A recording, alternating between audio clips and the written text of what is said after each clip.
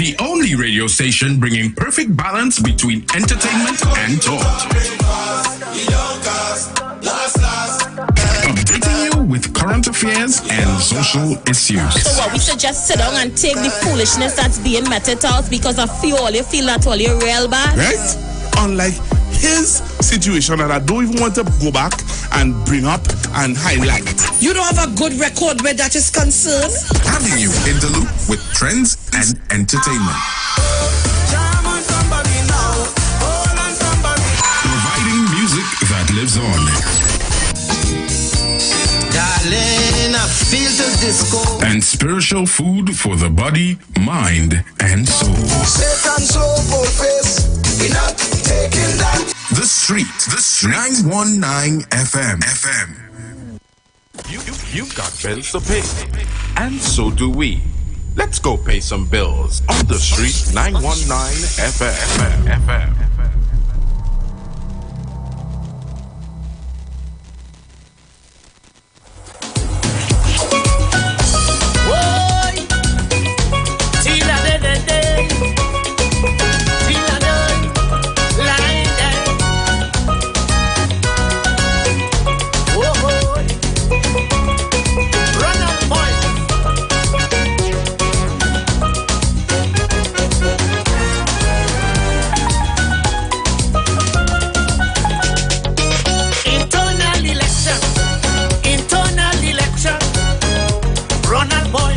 For the leadership position, a hard-working soldier for years in the PNM.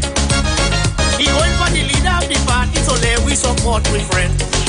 Hey, Ronald boy, for leader of the party. Come on, everybody, Ronald boy, we supporting a hard work. And that was a paid political announcement. Kings and queens, get ready for exclusive live performances from the King.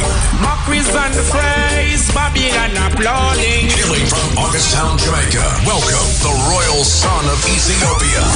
To see love amongst my friends, the season that is a Sizzla. Can't cool, can't quench, everlasting burning fire. Sizzla Kalonji. Oh, children, Babylon build them cities and break their own laws. If it's diamond and pearl, them on your mind, it's gonna fade away then war. Sizzla, live from the Queen's Park Savannah, Saturday, 26 November. Get your tickets now. Visit all our social media platforms. Keywords, Kings of the Earth Concert.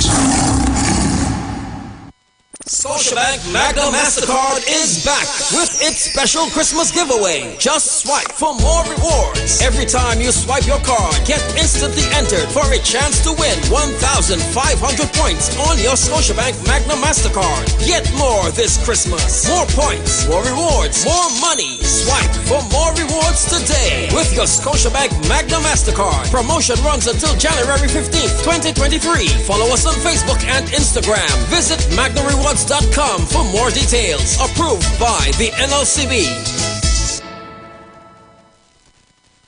Calling all social media influencers, carnival babies, and boat ride lovers. Get ready for TikTok on the sea. On board the Embassy Yacht Carnival Saturday, 18th February 2023. Boarding 3 p.m. at the Hyatt Waterfront in Port of Spain. Sailing 4 to 7 p.m. Tickets cost TT $200. Includes free shots and cutters on entry. Plus, giveaways from Fab Look Beauty Bar 868 and $1,000 in cash. Courtesy World of Things online retail store. Performances by Bubbles and Yankee Boy alongside DJs Princess Chow, Nigel Snipes, Razor, and more. Tickets available online at islandetickets.com. Bobby's Bar Curep, Shens 868-461-4159. Cross 346-380-9679. TikTok on the Sea is hosted by Lady Hype and powered by Campari, Magnum, the World of Things online retail store, and Cross Promotions. Miss this? You're mad? Is niceness outside? rated as the #1 event of the 90s.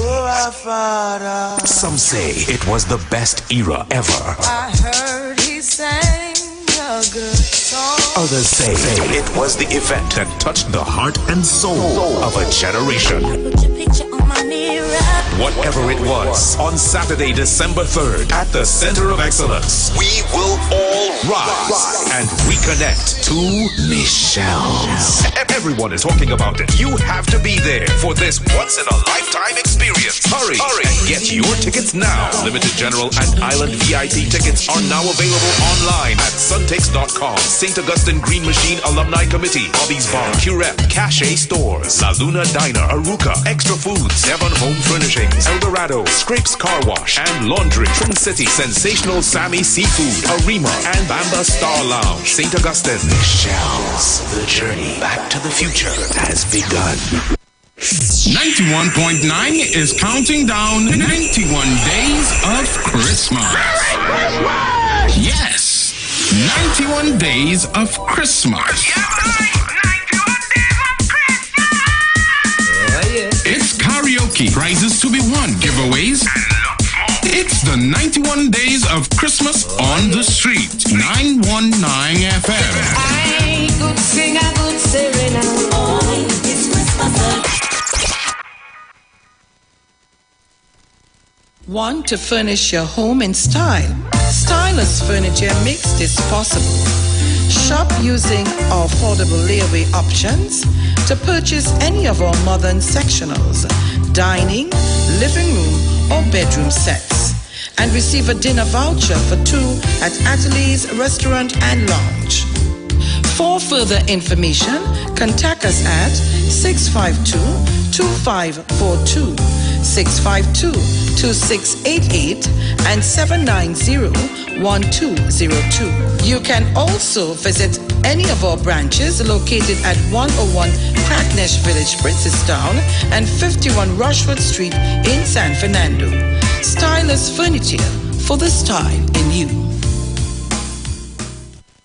Join me every Wednesday morning on the street, 919 FM, 5 a.m. to 5:55 a.m. to hear For the Kingdom with the voice Darius Lois. For those questions on life you want answered, if you question, is God real? Does he care about me? And how he functions in this world and in your life? Then tune in and get answers to those questions. Tune in to the Street 919 FM for Gospel in the Bone Ministry every Sunday from 7:05 a.m. to 8:55 a.m. for the program God's Last Warning Message. Hosea chapter 4 says, "Hear the word of the Lord, ye children of Israel, for the Lord hath a controversy with the inhabitants of the land, because there is no truth, nor mercy, nor knowledge of God in the land. By swearing and lying and killing and stealing and committing adultery, they break out, and blood toucheth blood." Remember, every Sunday from 7:05 a.m. to 8:55 a.m. for the program God's Last Warning Message with Gospel in the Bones Ministry, right here on the street 919 FM. The journey's almost The views expressed are not necessarily the views of the management of the Street 919 FM.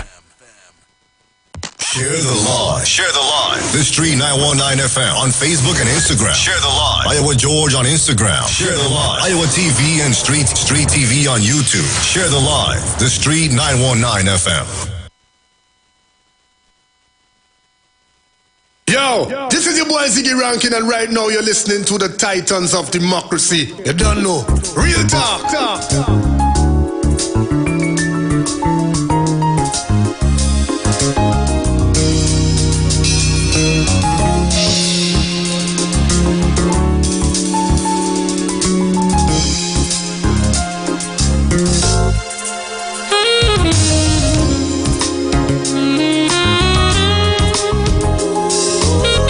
Once again, a pleasant good morning to each and everyone, and welcome on the inside. Remember, this morning I said to you that we'll be having a rebroadcast of last night's meeting, the PNM Leaders in Service. So we're going to take you over to that at this point. This meeting will take you through the entire show for this morning. So stick with us. You're locked on to the street 919 FM.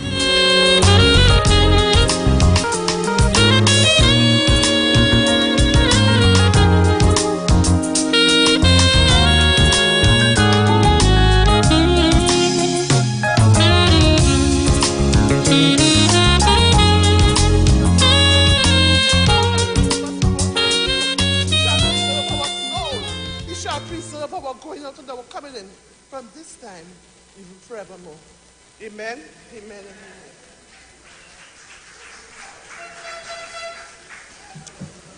Amen. Thank you, Miss Hung. That was a beautiful prayer, wasn't it? It definitely was very, very powerful and a beautiful way to start our proceedings tonight. So, Diego Martin, let me hear you. The Leaders in Service caravan has touched down in your constituency, a constituency that has produced a leader. The Prime Minister comes from this constituency, so I want to hear you louder. Let me hear you, Diego Martin. Let us hear those horns. Yes, Diego Martin. The Leaders in Service, as I see, will create empowering spaces for all young people, as well as the experienced. And so we are so excited to be here tonight as we start to round off this 4-week campaign. 4-week campaign, every single night across the length and breadth of Trinidad, inclusive of Tobago. How are you feeling? You could go for another 4 weeks? Well, tonight we are in Diego Martin, and we are going to show them exactly who the Leaders in Service are. Yes. Who are the people that are going to take this party forward into the future. And tonight in Diego Martin, we're going to introduce to you a lady who will help you carry this party into the future. She's going to be the Assistant General Secretary of the People's National Movement going forward. You know that any war you enter, you would always need a general to take you forward, to strategize and design the battle that you're going to get into. But that general would always need the support of an assistant general, and your unopposed next General Secretary of the People's National Movement has asked you, Diego Martin, to support this young lady from San Fernando East. So I want you to put your hands together as she comes to the stage. Show her your support. Your next Assistant General Secretary, Patricia Alexis.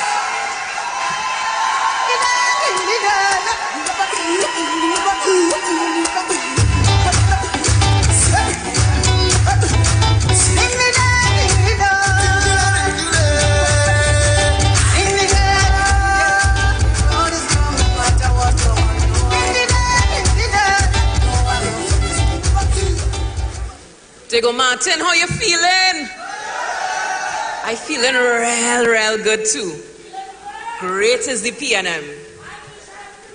Ladies and gentlemen, my name is Patricia Alexis, fondly known as Pat, and I have been going from area to area with my team, Leaders in Service, asking for your support. And the million-dollar question is, why? Why? Why you and why now? So I'm going to answer that question tonight for you. Why?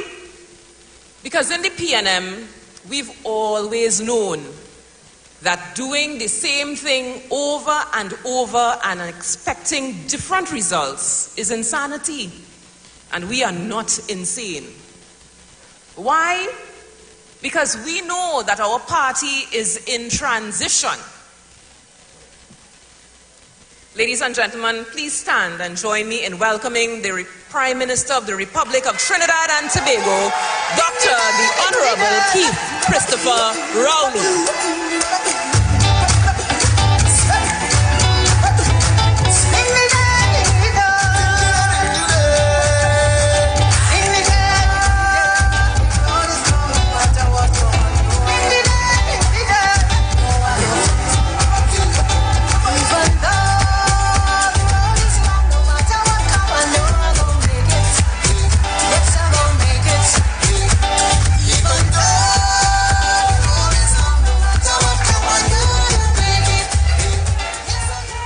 and gentlemen, who is our political leader? Who we voting for? So I was telling you, vote Dr. Keith Rowley and vote Leaders in Service. Make sure and vote Pat, right? So I was telling you the million-dollar question is why and why now? And we spoke about insanity, and we know that we're not insane. And we reached where we were talking about transition, because that's where our party is at this time. We're in transition. And what does transition mean? That we're going to make some changes, that we're going to re-engineer, that we're going to reorganize, that we're going to need some new skill sets in order to move ahead and keep the people's national movements in the lead always. So that's what it's about, transition.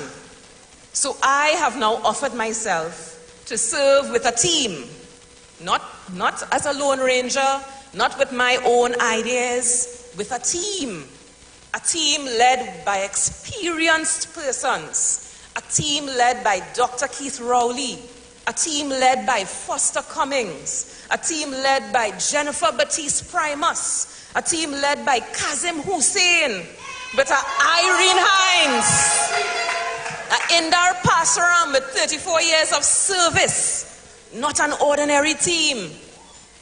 But with your support, I will be able to now bring some new ideas, new fresh ideas, a new approach to work with our General Secretary and this team. Because you see, we only moving forward, and we understand that. So with your support, we are going to communicate differently. We've listened to you, we agree with you in some instances, and so we're going to make some changes. With your support, we're going to work on some mechanisms so that we can communicate more effectively. With your support, we're going to make sure that some of your queries and your concerns can be addressed more readily. With your support, we are going to ensure that there are regional offices throughout this country so that constituencies can have access to us more readily. Easy access, ready access to resources, to facilities, to ensure that you as a constituency function more effectively and more efficiently. Ladies and gentlemen, the PNM is on a good road. All we need is your support. We also understand that we are now in the digital age. No longer are we relying on paper only. So we are going to work on digital transformation. We are going to change how you become a member. We're going to ensure that wherever you are, you can donate to the People's National Movement. We are going to ensure that our young people feel comfortable communicating with us because we are now in the digital age. Ladies and gentlemen, we are on a good road. All we need is your support. So I've come to you humbly asking for your vote, because with your vote will come change. With your vote, we will stay ahead. With your vote, if you feel Foster performing now, you ain't seen nothing yet. Because we all know good support tends to come from females ever so often, yeah? So ladies and gentlemen, all I ask is that on November 26th, not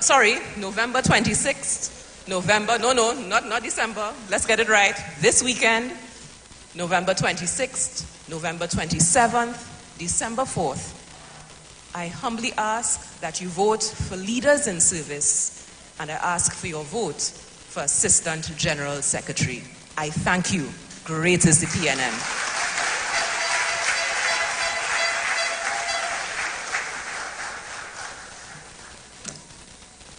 You hear, leader? That is leader.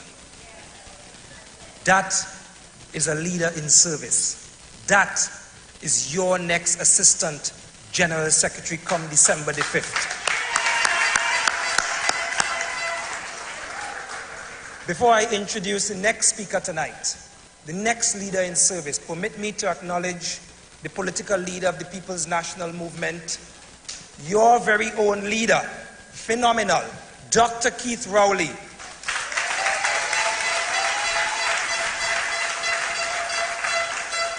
Permit me to also acknowledge the member for Lauketa Talparo, your unopposed General Secretary of this party going forward, the Honorable Foster Cummins.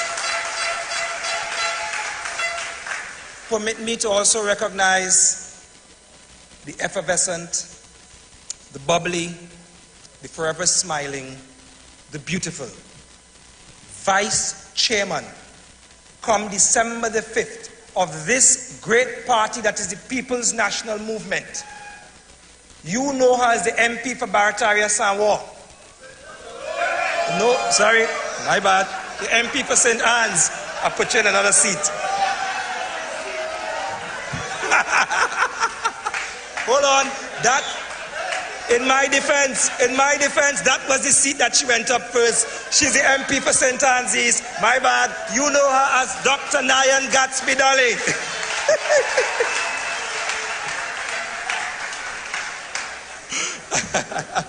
Permit me to recognize the MP for Toko Sandy Grande, the Honorable Roger Monroe.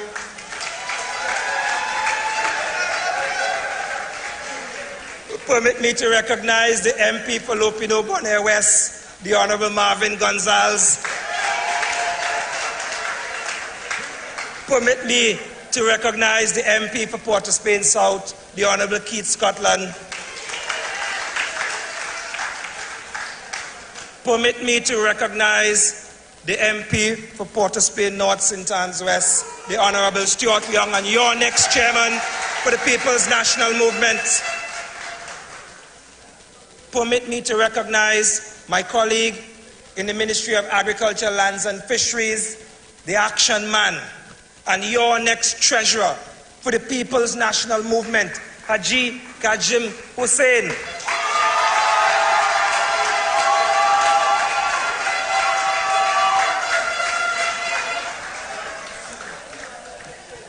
At this point in time, I want to invite to the podium to speak to you. You've heard her before. You love her as the MP for St. Anne's East, and I got it right the second time. I've told you that she's bubbly. I've told you that she's effervescent. We all know that she's beautiful. And tonight she's going to grace the stage to speak to you, to let you know why the leaders in service is the best candidate to choose to take us forward. So I want you here in Diego Martin to give her a round of applause, invite her to the stage, and welcome Dr. Nyan Gatsby Dolly.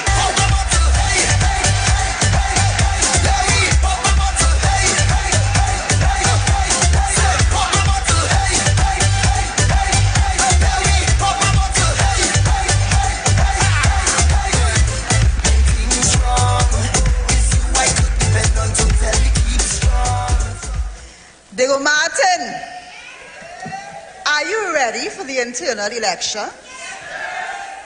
You sure you're ready? Are you ready to support the leaders in service? Are you ready to vote for your MP, our political leader, Dr. Keith Rowley? Well, I am ready. I am more than ready. And my constituents of St. Anne's East, we are certainly ready. In case you do not know me, my name is Dr. Nyan Gatsby Dolly. And I am here humbly asking for your support to become the next vice chairman of this great institution, the People's National Movement. Can I have that support? And who is this Nyan Gatsby Dolly that presumes herself worthy to offer to be the vice chairman of this great institution, older than I am, older than many of our young people here. This institution that has served this country for so many years so very well. Who am I to presume that I can serve beside people like the Honorable Keith Rowley, people like Jennifer Baptiste Primus, Haji Hussein, Irene Hines, Indar Parasram. Who am I to assume that I am worthy of this? I am a wife, a mother of 3, 2 daughters, 21 and 18, and a son who is 15, so I need to think a little while now. In 2014, I offered myself for the constituency that I live in, which is Barataria Sawa. So Sawa still. And I ended up being the candidate for St. Anne's East, something I have never regretted, and I will never regret. And I send all my love to my St. Anne's East family who is here with us this evening. The elections came, fresh in the thing, went through the campaign, baptism of fire. The day after elections, I went to work. I was working at Costat. I went to work because, okay, elections done, you're MP, but you go to work. And I received a phone call from our Honorable Prime Minister. He said, Nian, where are you? I said, I in work. He said, you in work? I said, yes. He said, well, this country requires your service in the cabinet of Trinidad and Tobago. And the next thing I knew, me with my Seventh-day Adventist self was catapulted into the Ministry of Community Development, Culture and the Arts, better known as the Ministry of Bacchanal. Poor me. Expected to run our cultural sector, coming out of a relatively sheltered background. How did I do it? Through hard work, through dedication, through intense planning, through my logical, scientifically trained mind. That is what I applied to the task before me. Daunting as it was, a new minister, a new MP, expected to perform because political capital had been invested in me. And these are the same qualities that I offer now to the People's National Movement.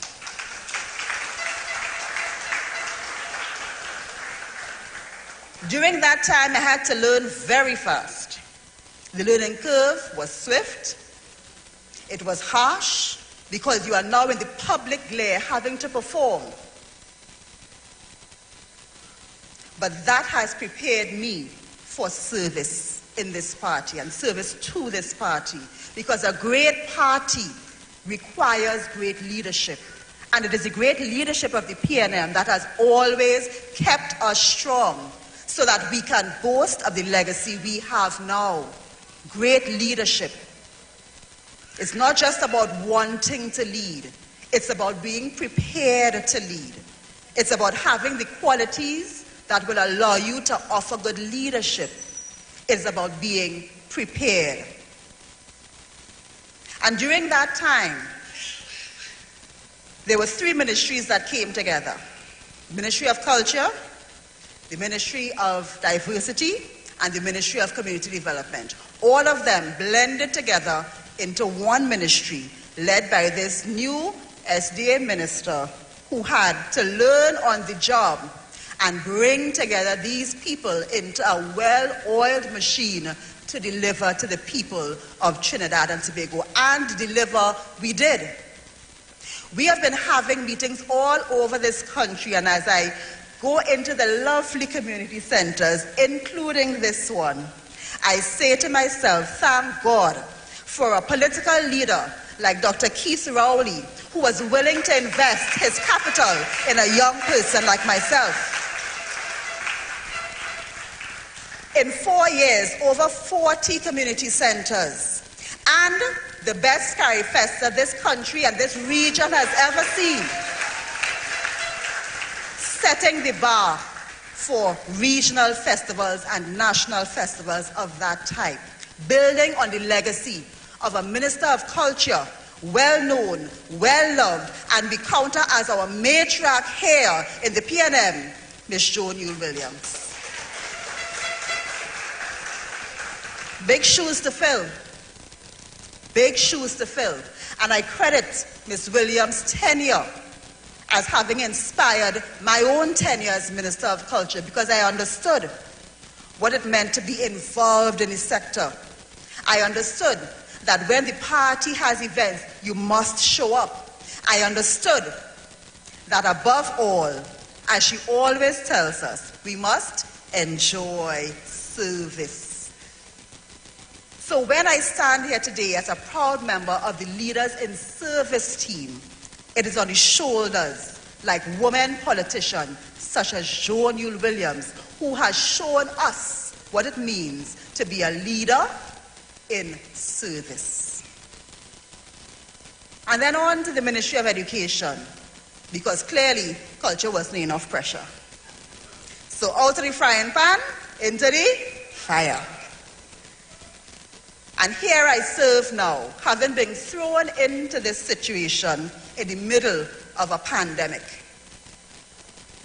Having to lead our children through that virtual education and back now to the physical classroom. Being entrusted with that level of responsibility once again, stretching me, making sure that I grow into a leader that can now take my place beside experienced people in this party, such as we have in the Leaders in Service team.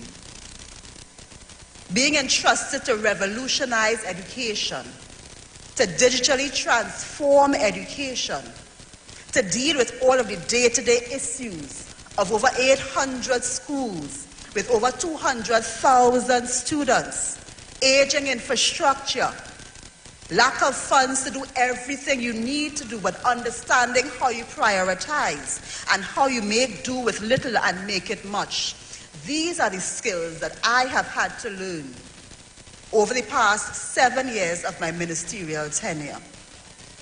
And I credit again the People's National Movement giving young people a chance to develop themselves. And I am glad that as a young person and a woman, I can be a level of inspiration to our young people, because they know that as a part of the PNM, you will be given the space to grow. Someone will believe in you and allow you to develop yourself into a citizen that you never thought you could be, because opportunity is invested in you.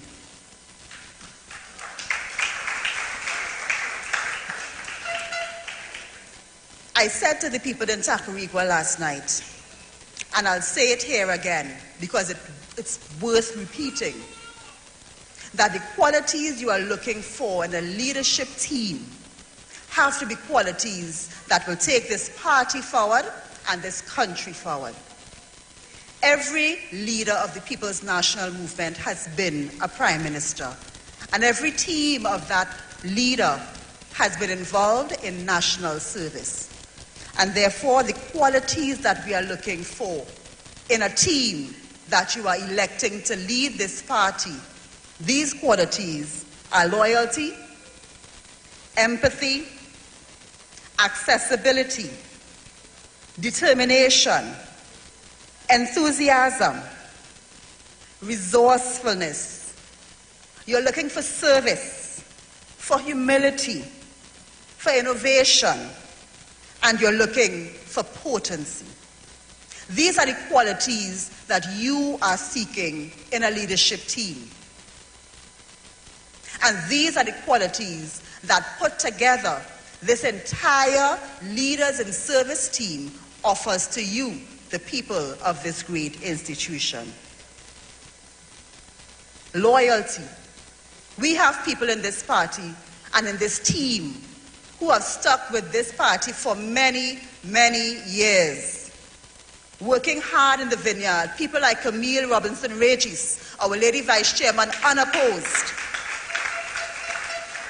People like the very youthful-looking but long-serving Foster Cummings. We have people in this team who are overflowing with empathy, such as Maxine Richards, who stood in the gap when our beloved Joycelyn Bodden passed on to lead our welfare committee. We have people who are accessible, people who give out their phone number freely and answer every WhatsApp that comes, no matter the hour of the night. I'm sure almost more than half of you all have my phone number by now, and you all know how to use it. Accessibility, listening to you, keeping in touch with you. That's the quality we're looking for. Determination. Jennifer Baptiste Primus embodies determination. Strong woman leader of the PSA for years.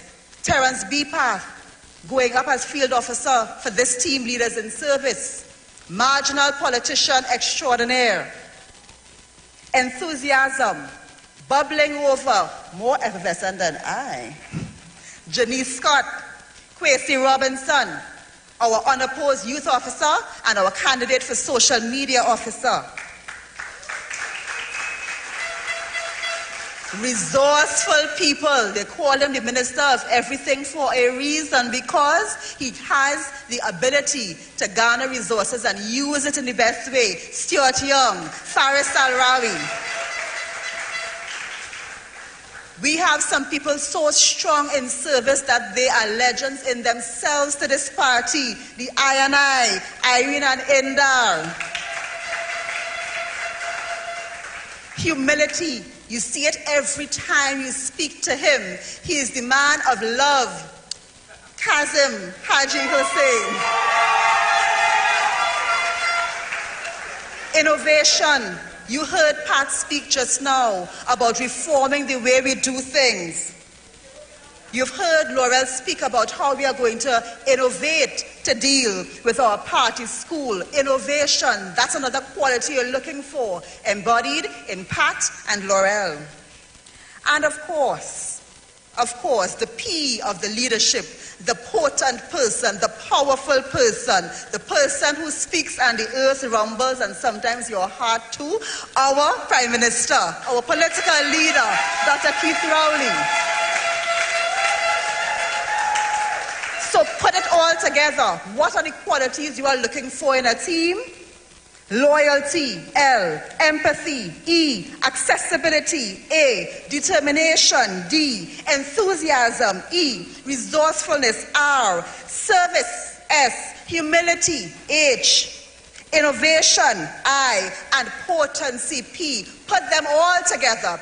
These are the qualities of team leaders in service. We offer you leadership, and we will continue to offer you that and continue to speak of why we are the best choice to lead this party, because we, at our heart, have the interests of this party and this country. And we want to ensure that as we go forward, we can continue to say, as we all do, that great is the PNM, great is the PNM, great is the PNM, and we shall prevail.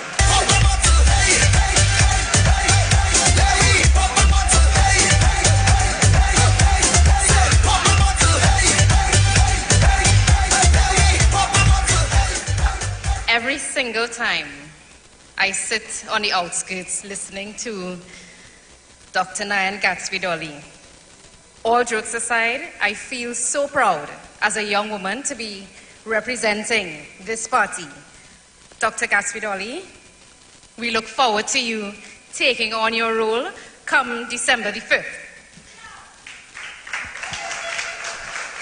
Before I move forward, I would like to acknowledge in our presence the chairman of the Diego Martin Regional Corporation, Mr. Sigler Jack, and his deputy, Ms. Akila Glasgow. I would also like to acknowledge His Worship Alderman Joel Martinez of the Port of Spain City, other mayors, councillors, chairmen, welcome. I want to say a big shout out to our National Youth League chair, Shamika, welcome and thank you for bringing all of the vibe, all of the people. Now, you know, one of the things that we are known for in this PNM party movement is when election time comes, we have a song or songs that we can't stop playing. It gets to the point where sometimes I go on YouTube and play it in my car because it is just so vibrant. So at this time, especially after 4 weeks of campaigning, I expect to hear every single one in this room, inclusive of you, Dr. Oli, singing our Leaders in Service song. DJ, let us have it.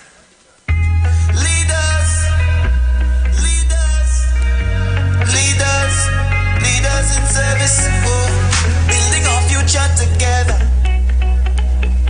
serving our people for better, building our legacy to transform sweet TNT.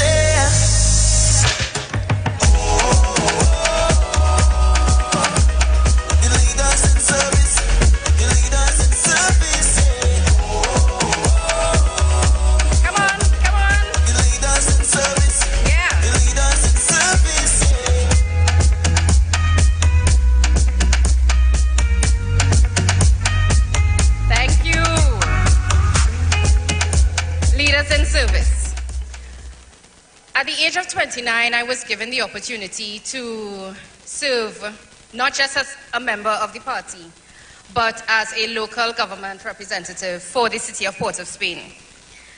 And in meeting the Member of Parliament for St. Anne's, Port of Spain North, St. Anne's West, Port of Spain North, St. Anne's West, Port of Spain North, St. Anne's West. Yes. No, I'm trying to get your attention. Right. Coming under the stewardship of our Member of Parliament, not once can I say that he has questioned my decisions, my judgments. And that in itself represented to me 6 years ago, I am now 35, that he entrusted his faith and trust in me. And that is the embodiment of, one, our leader, our political leader, and that of the team before us. They are providing spaces for young leaders to become empathic and take value-based information and decisions to act for the greater good. Now, we all know that Stuart Young, the Honorable Stuart Young, has mastered wearing many hats. I don't know how big his hat ring is. I think he may come and tell us, and maybe one day we'll get a walkthrough. But he takes very, very seriously standing for integrity, hard work, and representation. Committed to taking a joint approach to leadership, as he recognizes that we are critical in moving forward this party into the generation that is seated here before us. I asked you, Port of Spain North, St. Andrews, I'm seeing flags waving, I'm seeing smiles on people's faces. Let us resoundingly welcome the Honorable Member of Parliament and our next chairman for the PNM movement, Mr. Stuart Young. I come for this one, sign me up, I come for this one, sign me up, I come for this one, sign me up, I come for it. I come for this one, sign me up, I come for this one, sign me up, I come for this one. Diego Martin, good evening.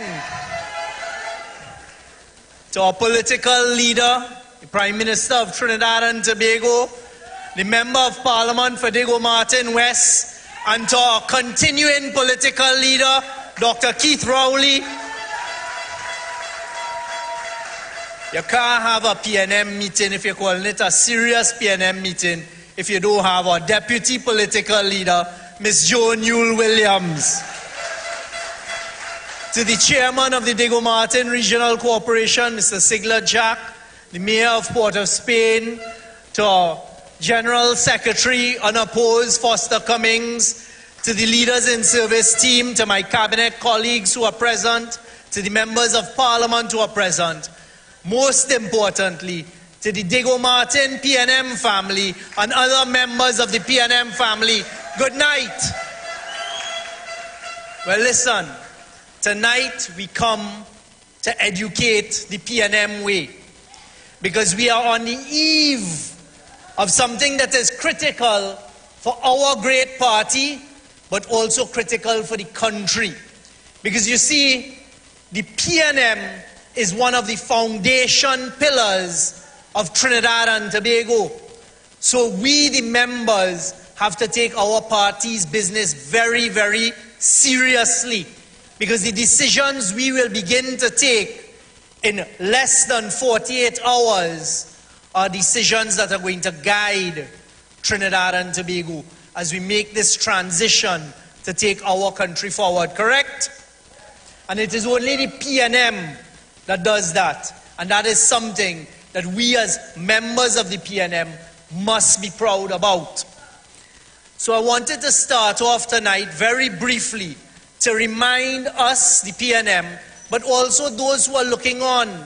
Because you see, our internal elections generate interest, not only in the party, not only with those who wish they were in office, but also the voters who are outside that will decide the next government.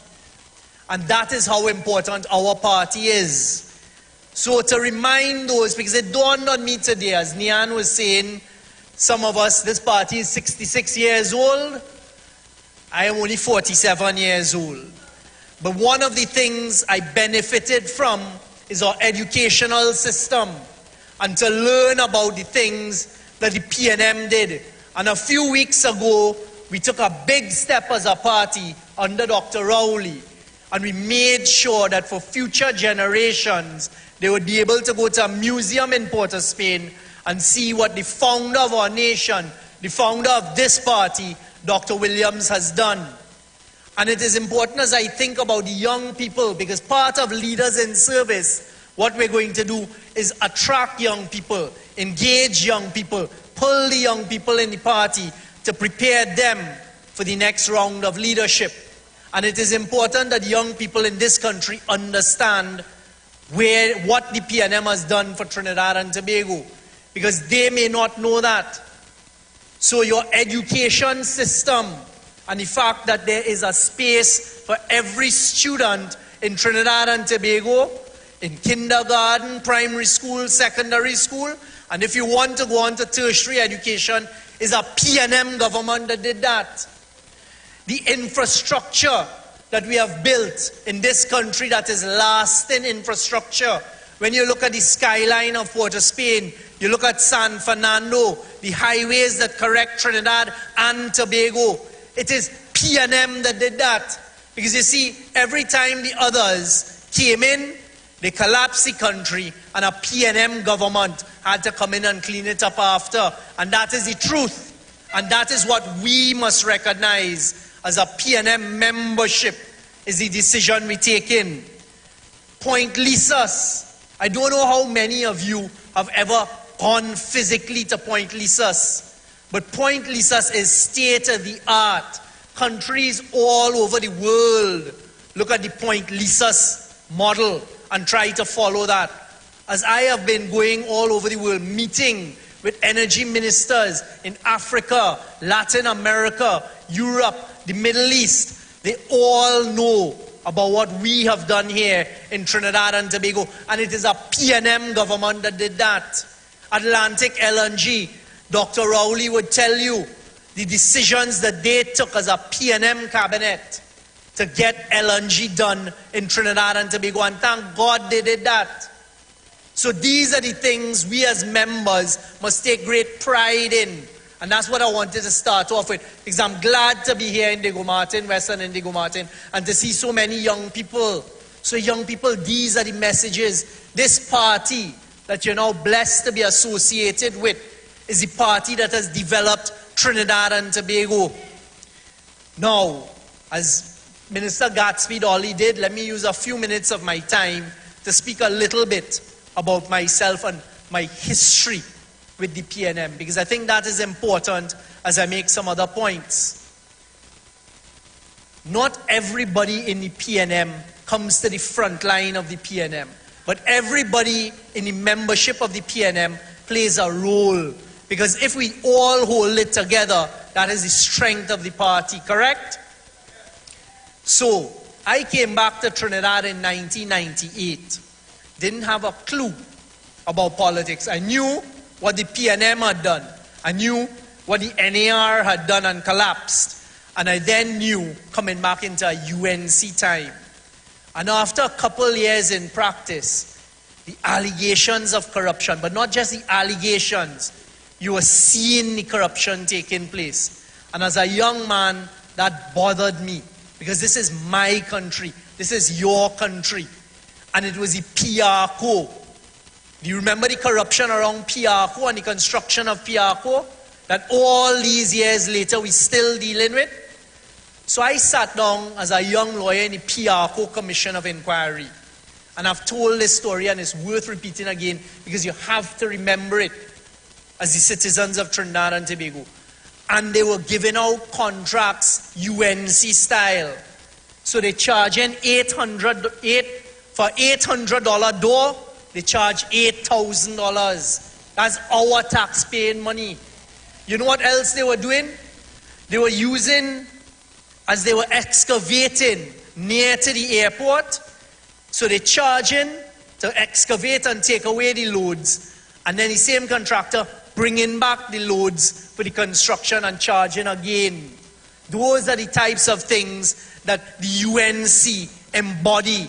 And that corruption bothered my soul. And that's when I decided, as a citizen of Trinidad and Tobago, it is my duty in service to my country to do what I can to prevent that from happening in the country. And that is how I first started to become associated with the PNM. So in 2000, they won again. But then the government collapsed. You all can remember why it collapsed? Because 3 of their members crossed because of allegations of corruption. And it then took us to 1818. And I remember sitting in our television, because by then I had been exposed to President A.N.R. Robinson. I had represented him in a case where Basdeo Pandey wanted to appoint 6 persons who had lost in the elections as his senators. And those are the types of things that were bothering me. Unfortunately, God intervened. 1818, streams into rivers, rivers into the sea, and the PNM came in. And that is when you saw things start to get better. So my association then was working as a lawyer with the PNM. It was the Attorney General then, Glenda Morian Phillips, who gave me the opportunity. And it was the first time I got to fight for my country. It was a brief to negotiate against the government of Canada. And I took it very, very seriously. And over time, got the exposure to the then Prime Minister, Patrick Manning, to members of his cabinet, and understood the principles of this party. And I want to tell you all something here tonight. As a member of the PNM, we should be proud of what this party has done in the development of Trinidad and Tobago. Give ourselves a round of applause. Because time and time again, the development of our country has only come from a PNM government. The other times that the 2 occasions, they got it wrong and they put the UNC in power, all they did is thief. Right? Not again, correct. And that was my history in the PNM. But now, I would like the members to think about this. When times are good, everybody wants to be around you, right? Everybody wants to be in your company when times are good. How you could tell the true test of a friend, but the true test of somebody who is loyal is when times hard. Correct? So I want you all to cast your minds back now to when we got a wake-up call in 2010 and we were now in opposition. But you see, a PNM in opposition doesn't lick its wounds, you know. They look at themselves and they start to build, and they start to build from strength to strength. But who was around to help the party under Dr. Rowley when he came in as leader in 2010 to help him rebuild the PNM. And as the first question, I'm asking all members of the PNM to think about who was around from 2010 to 2015 with Dr. Rowley helping him to rebuild the party.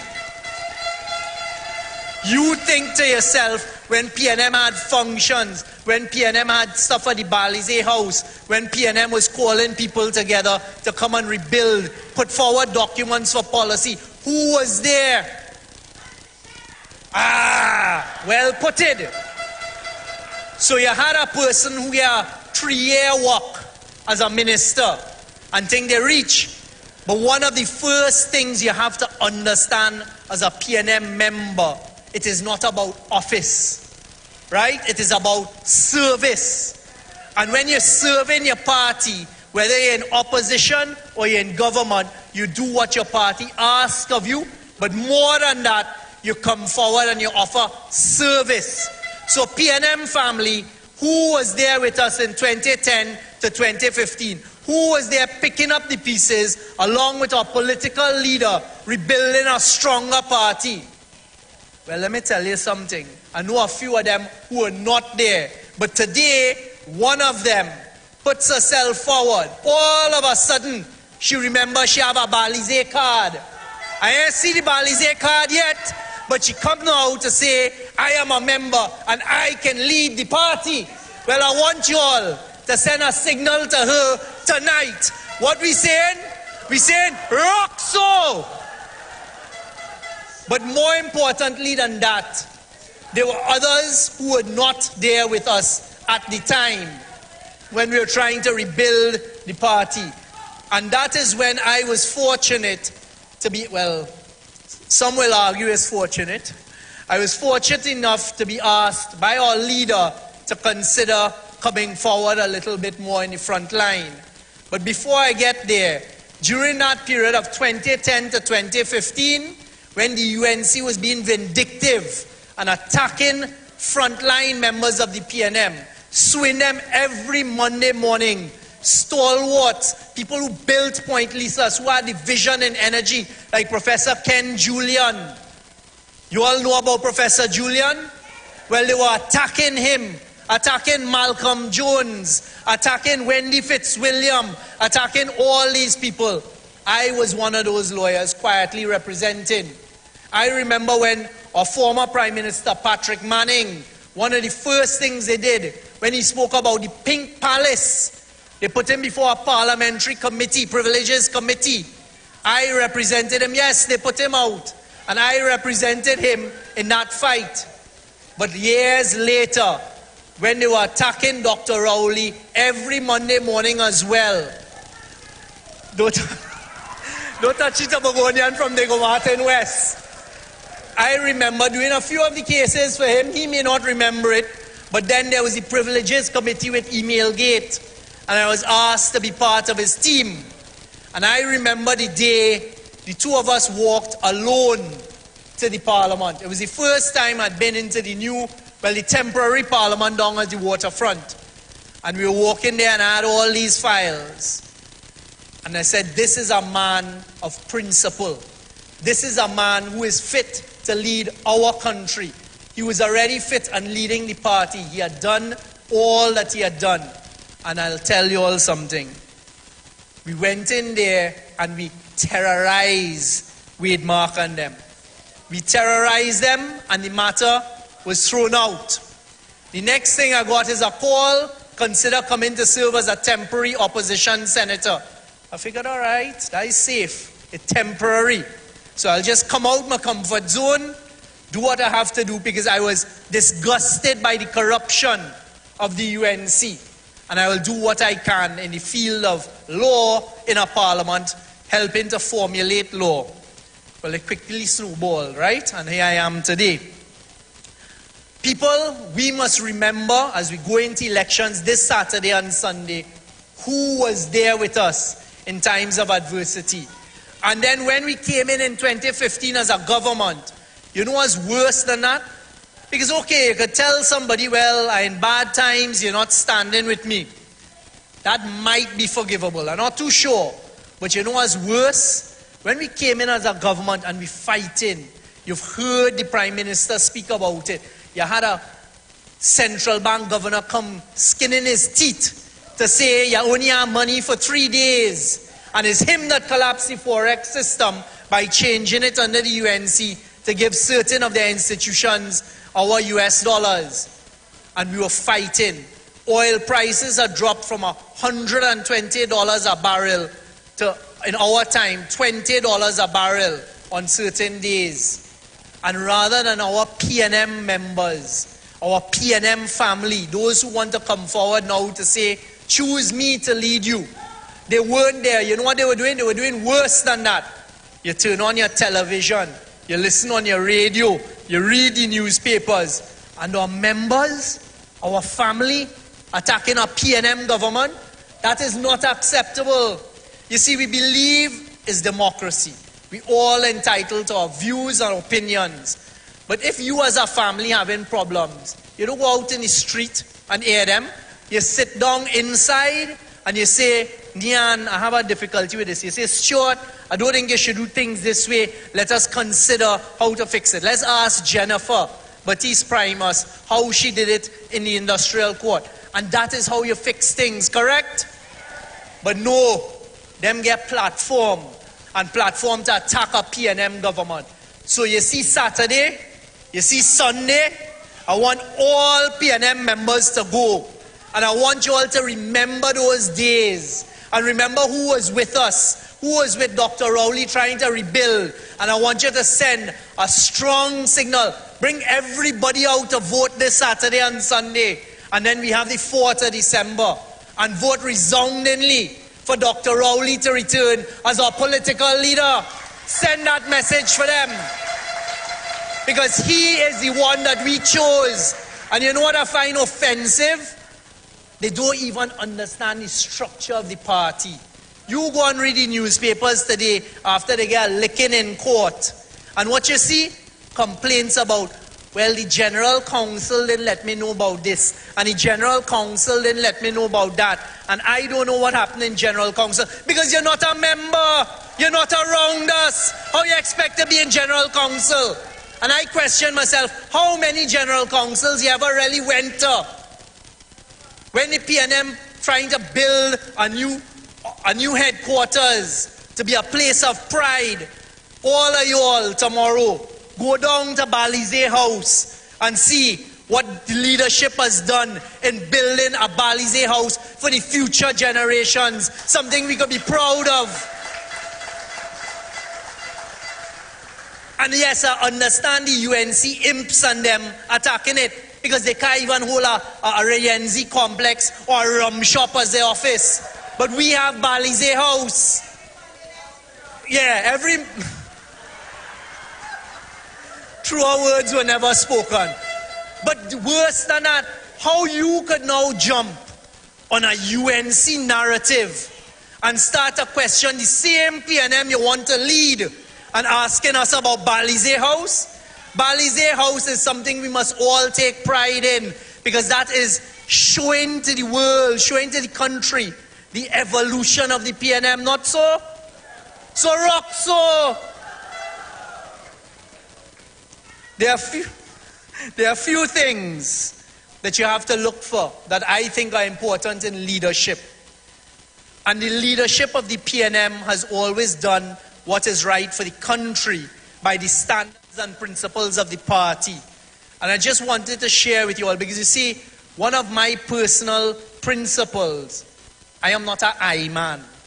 So you'll never hear Stuart Young talking about, I did this, I did that, or I was not, that's not my style. Because for me, it's the government, it is we, it is the PNM, it is the party. So I want to tell you all a few things that we did for this country in times of great adversity. I only have a little bit of time, but these are the important things we have to remind our membership, because God forbid you all don't choose the right leaders, right, who are going to lead our party. Think back to 2015 and the crisis we left. You remember one of the first things they started shouting about? The ferries to Tobago? And you only hear about the ferry, and you hear Dr. Rowley say the ferries, the ferries. Let me tell you all about the ferry service. They did not maintain our ferries. But you know what was more offensive than that? The UNC government gave the contract for the maintenance of the engines to one of their cabinet ministers. You understand that? And he still ain't maintained it properly.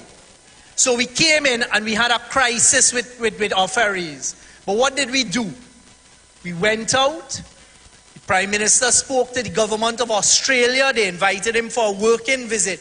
And I can tell you all, we did not spend more than a night in the same place in Australia as we moved from meeting in one part of the country to another part the next day throughout. And out of that, we managed to negotiate 2 state-of-the-art ferries. But I hear them attacking that now. I hear them talking about how there was corruption in that. Well, I want to tell the country, through you, the membership of the PNM, we don't do business the UNC way. So we had a committee of experts. Steve Gardner was there with me. We brought in shipping experts, maritime experts who are teaching at the University of Trinidad and Tobago. From Fiji, we brought in experts from elsewhere, expert lawyers, and we negotiated the best deals. And today, we can be proud as Trinidad and Tobago that we have 2 state-of-the-art ferries. And they had no corruption in that. But I could guarantee you something. If it was them, price would have been higher, money would have been flowing all over the place, like the jets from the engine. The next thing I wanted to talk to you all about is CLF. Because you see, I find it offensive that right now we have people who are trying to disturb the psyche of the PNM. For 66 years, the People's National Movement has had internal elections. And under Dr. Rowley, we went to the one man, one vote. So every single one of us has a vote to cast. And there have never been the type of allegations they want to try and cloud us with that you're always hearing with the UNC. You remember the last UNC elections and they have ballots by the riverbank. They have ballots here, but that is not PNM style. So don't try to put us in the same boat as the UNC because that is not us. And that is what the court decided yesterday. The court said there is no evidence of bad faith. The court said there is no evidence of any need to be worried about our PNM elections because the police will be there, panel K. Foster will be there, we have our expert supervisory committee there. How that ties into CLICO. You all remember in 2009, one morning we woke up and we heard that CLICO was about to collapse and the government of the day took a decision to prop it up. You all remember that? It was in January 2009. Well, I want you all to ask Madam Rush to court. Madam, who wasn't there with us in 2010 to 2015. As the Minister of Finance in 2009, what she did a few days before the whole thing became public and the collapse. I want to ask tonight, did you or your members of family, just before the government intervened, go quickly and withdraw money from the whole CLICO empire? And then you think you have the integrity to come and lead our great party? Well, rock so.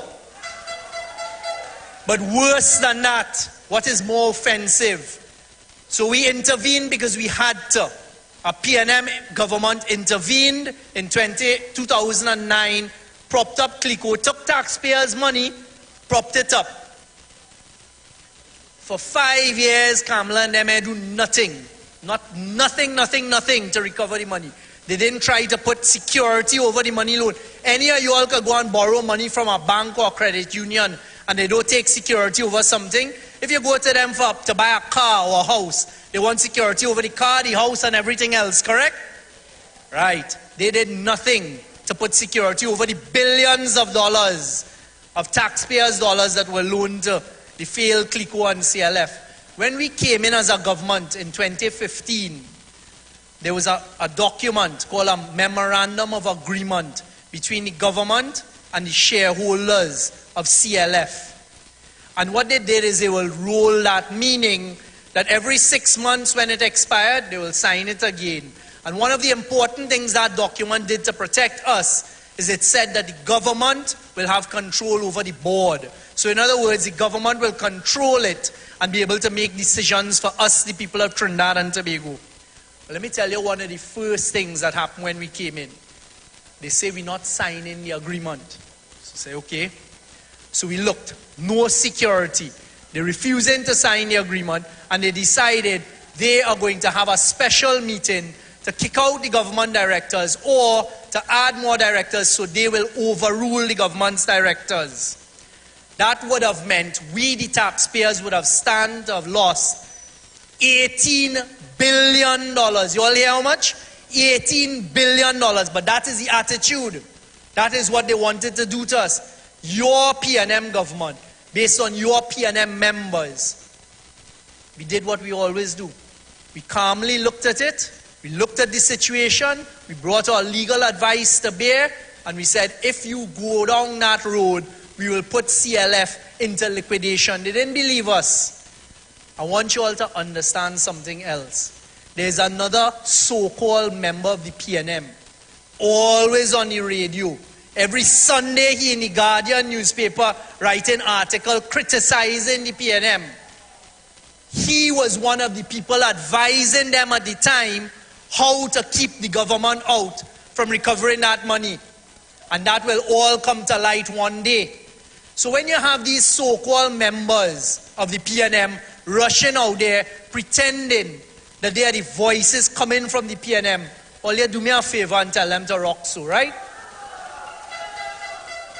So that is what happened with Clico and CLF. We went to court, we fought them hard, we got control, and I could stand there today without fear of contradiction and to say, your PNM leaders, of which I was a part, under the leadership of Dr. Rowley, recovered over $17 billion for the people of Trinidad and Tobago. You know why? Because you have produced leaders who have belly and backbone and who will do what is right. And I was thinking about it. You all remember sometime in 2020, all of a sudden there was pressure on the PNM when we were managing the pandemic.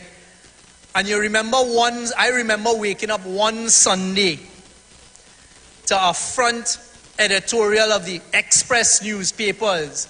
You never see that, you know, a front page editorial of the Express newspapers saying, young must go. I don't know how many of you all remember that. And they were coming, young must go. The next day, putting a picture of me and a picture of the US ambassador and the face off and all that sort of thing. You all remember that? Well, I want to tell you all, without getting into detail, all of that was being done because the plan was to get rid of Young because he was standing in the way of what certain people who had different agendas for Trinidad and Tobago wanted.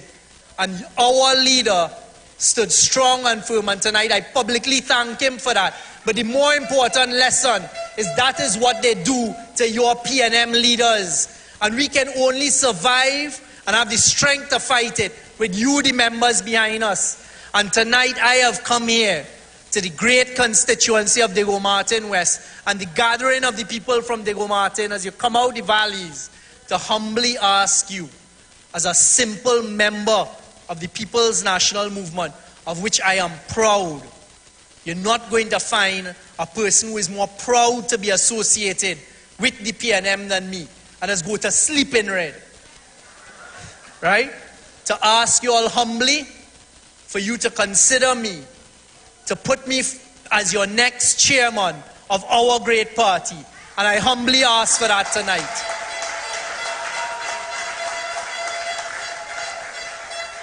There's just one more thing I'd like to discuss with you all.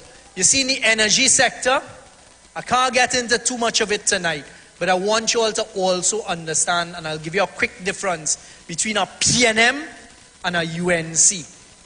I find it offensive in the energy sector, which is a lot of pressure, that we have that former Minister of Energy always on the television, always being asked on the radio for his views of what's going on in the energy sector. And they're always saying, Rowley and Young crashed the energy sector. But let me tell you all the truth here tonight. When we came in as a government in 2015, that same individual who is the go-to man for the media when they want to paint negative on our Trinidad and Tobago. Because I don't know about them, but this is our Trinidad and Tobago. In the energy sector, you know what UNC did? They hear them talking about they gave incentives. You know what the incentive was? They gave incentives that meant we, the people of Trinidad and Tobago, from the largest producer of natural gas, were going to get no revenue till 2024. That is in 2015 to 2024. And they did that in 2014. So for 10 years, we were getting no revenue from the gas. And they take pride, and that is who the media, everybody want to go to for advice. Well, let me tell you all what we did. Very respectfully, under the leadership of Dr. Rowley out of the office of the Prime Minister, we went and we stood up, and we've stood up time and time again in the energy sector and told them that is not acceptable to us. We will respect contracts, but it cannot only be your shareholders getting everything, because this is gas. This is the gas of the people of Trinidad and Tobago. And we stood and respectfully fought and have been fighting for 7 years now. And we've gotten the results over time. And one of the results we got because of the leadership of the Prime Minister and him having the confidence to say, Stuart, go and lead the team to negotiate. I can tell you all here tonight without fear of contradiction. And I hope Wade Mark, because I know they're listening, taking down his notes, because last time they didn't believe us, is the truth. From 2018, when we started negotiating, to a few months ago, you know how much money we collected? $11.5 billion that we would not have gotten a cent for. And that is a PNM government. That is a PNM people. That is PNM leadership leading the country versus Kamala, who didn't even know what the shareholding in Atlantic LNG was. And well, I want to call him Fat Boy, but I wouldn't call him Fat Boy, who wants to be the go-to man for energy sector.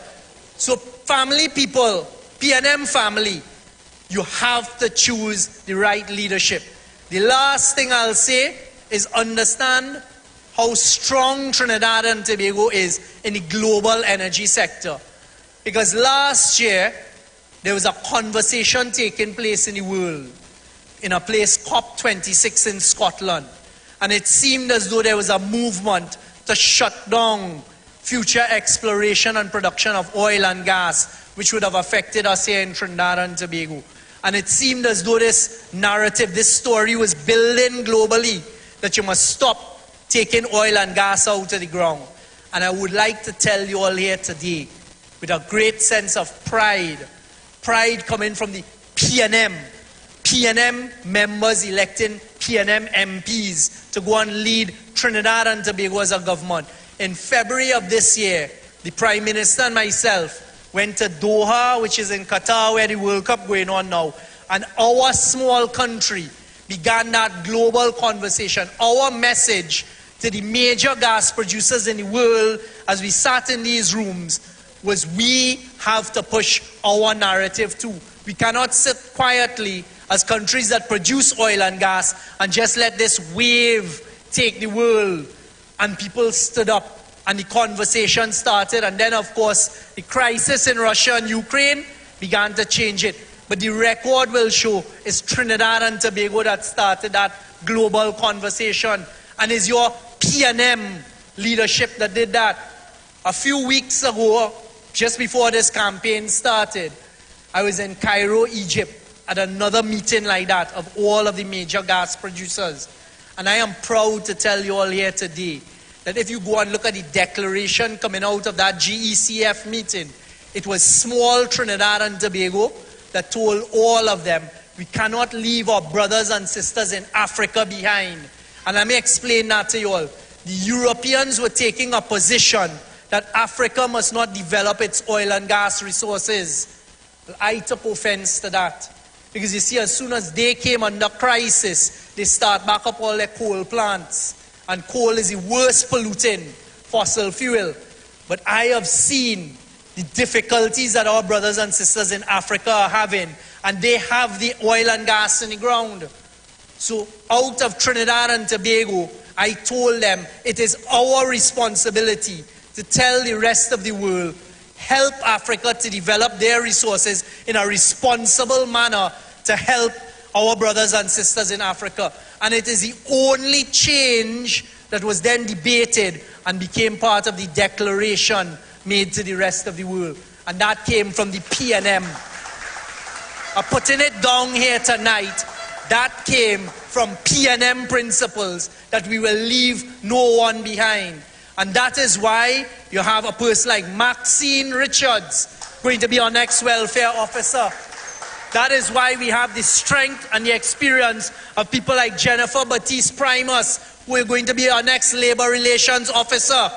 That is why we have Terence Bipat, who has led the battles in the marginal constituencies. We have Haji Kazem Hussein, who is going to help us raise the money. You have Pat Alexis, who we've heard time and time again is going to help our General Secretary as the Assistant General Secretary. You have Indar Parasaram, who has all of the experience to continue doing the job that he is doing.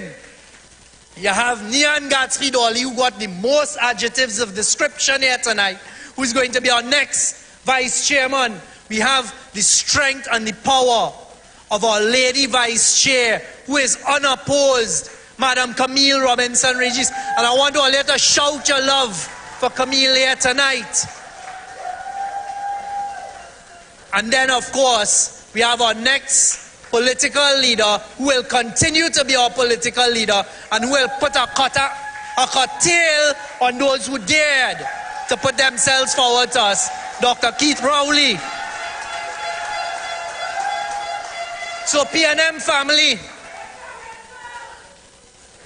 family, we have a day left before we go to the polls on Saturday and Sunday. And I think that it is incumbent on us that we make the right choices. And the last thing I would say about myself is I am not one who is interested in office. And I want you all to carefully consider this as my last message. You see people who come forward and they're only interested in office, and not service. Tell them to rock so too.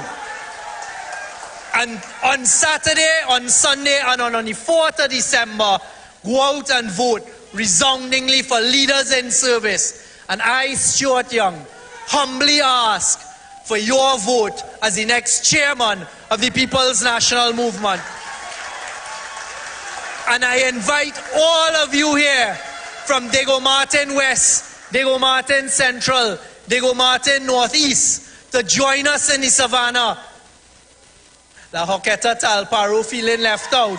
St. Anne's East. We have San Fernando East in the house. San Fernando West. We have Couva South. And all of the constituencies to join us in Port of Spain North. St. Anne's West on the 4th of December.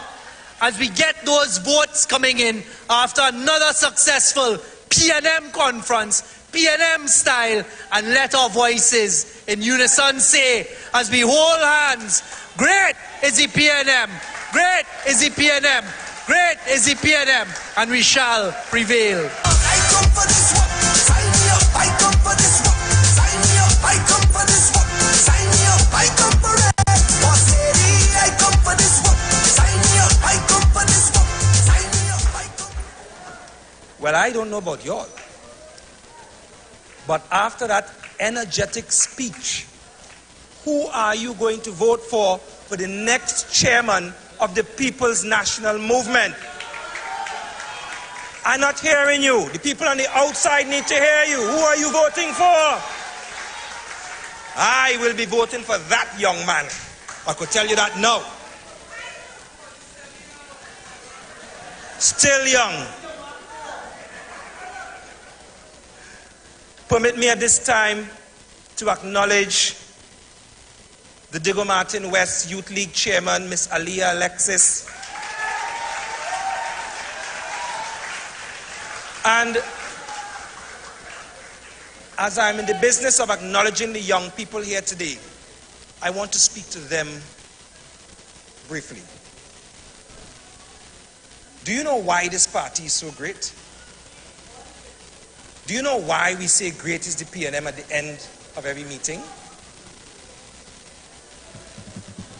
It is because of one understanding that every single person who ever takes up a leadership position in this party has deep within their heart. We heard Dr. Dolly speak to it just a bit when she indicated that leaders have certain characteristics: morality, humility, integrity. But if for some odd reason you can't remember that, understand this one thing: leaders create more leaders. And when you look at the slate that has been put forward to you to take this party forward in the future, you heard it in Toko Sandy Grande, you heard it in New Grant, you heard it in every single constituency that we entered. This is a slate of the experienced mixed with the young. Why? Because leaders create more leaders. So to you young people, Miss Alexis, Miss Curtin, and to the rest of the Youth League here tonight, when you go out on the 26th and 27th of November and December 4th, and you stand in front of that ballot paper, think of that. Leaders create more leaders. And think of all of the public meetings that you've come to. And I want you to look right now as to who is occupying this front row. And permit me at this time to acknowledge, because she's in every single meeting. And when we talk about service to party, there is no one that can match her. We call her the matriarch, but I have dubbed her the queen in Toko Sandy Grande. And tonight I tell you, she is royal. Give a round of applause for Miss Joan Yule Williams, a deputy political leader of this great party.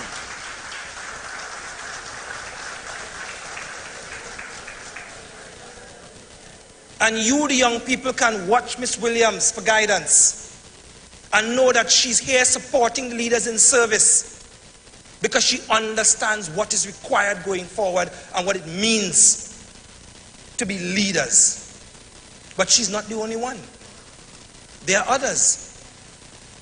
We know he lives quite up in the east. And no matter where we call a public meeting, you will find him there. You saw him on the boat going to Tobago when this Leaders in Service campaign touched down there. You know him as the son of the soil. He's always feeding us. And you will see tonight again. You know him as the counselor in Toko Sandy Grande.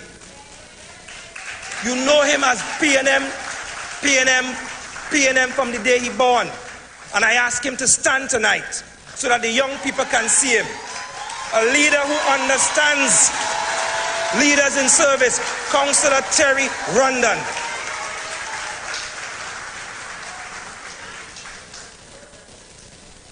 And those are the experienced ones because you can trust in their judgment and who they choose to support going forward for leadership in this party. But I speak to you young people again, and I want to show you something. I asked the General Secretary to stand.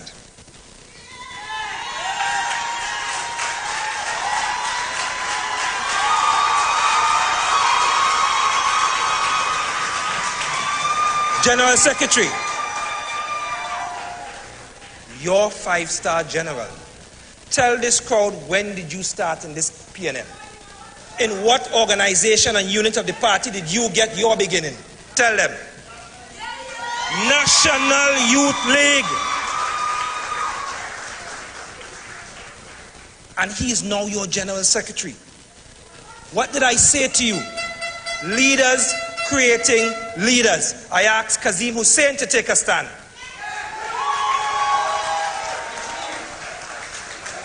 Tell this great party and the people in Diego Martin West, Where did you get your start in this party?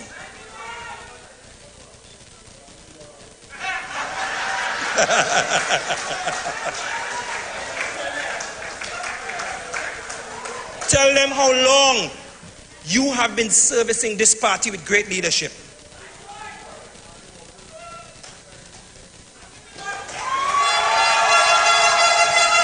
Leaders creating leaders. And so I say to you young people,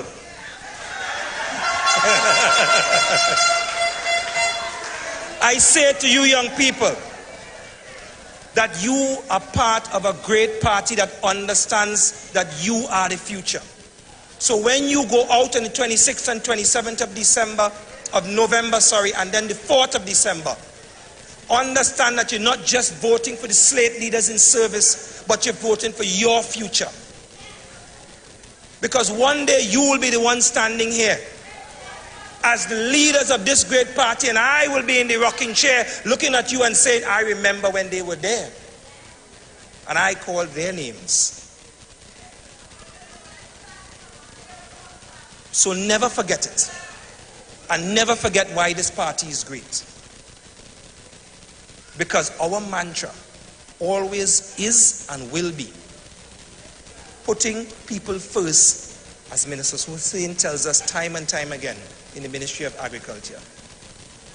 So when you go and you have that ballot paper in front of you, understand that you're not just voting for the candidates, you're voting for leaders that create more leaders. That being said, at this time, I would like you to be entertained by the entertainer that's coming up next. Thank you. Who is, you've seen him before in public meetings. You know him well. And so I invite to the stage Mr. Raymond Edwards to entertain us at this point in time.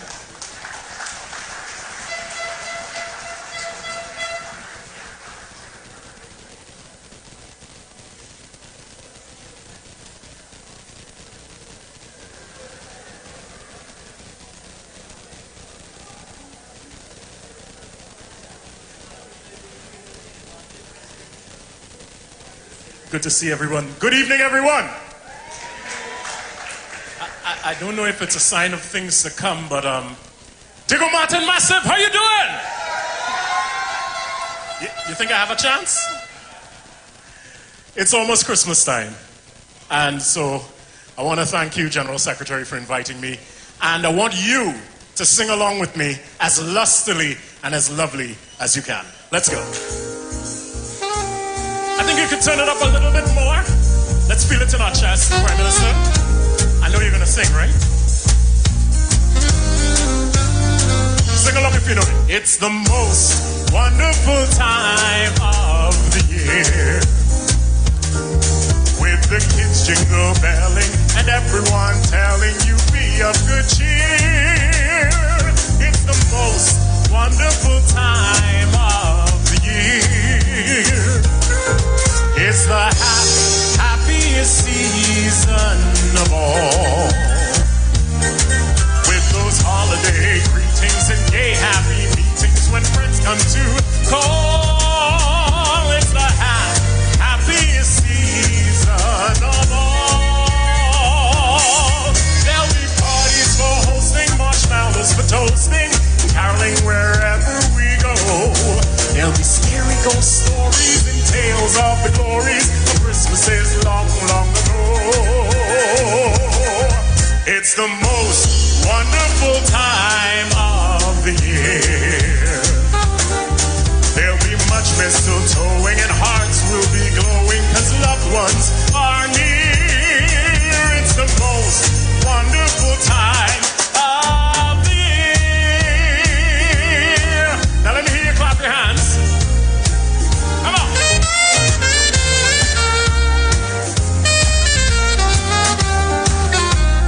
I like this rhythm section here. I like that one too.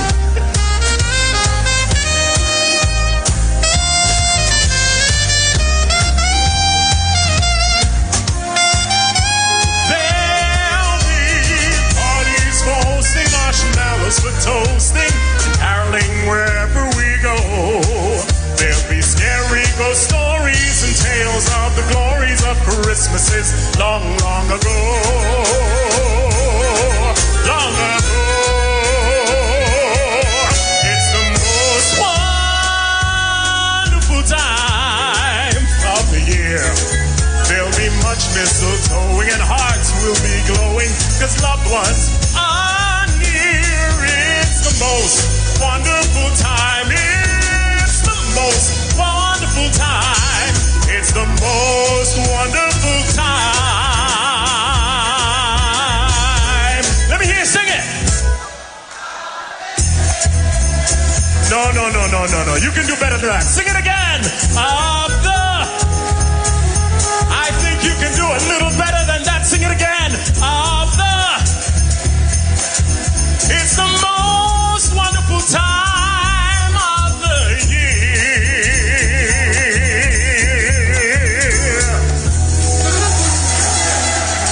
Thank you so much.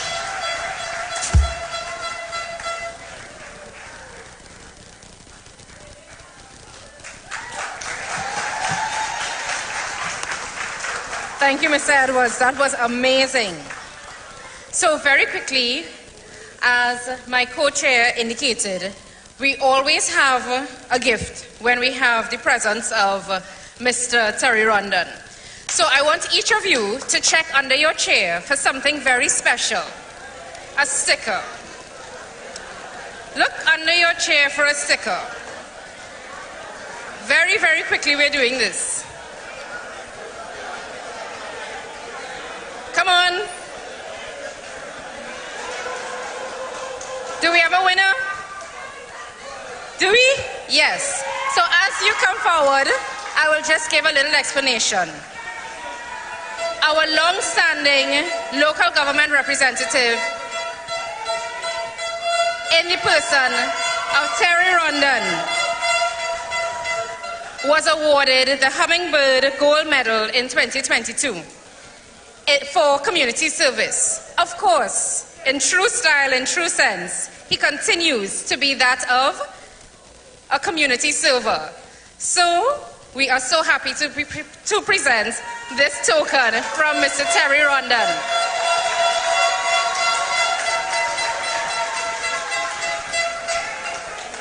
And because it's so nice, we have to do it twice.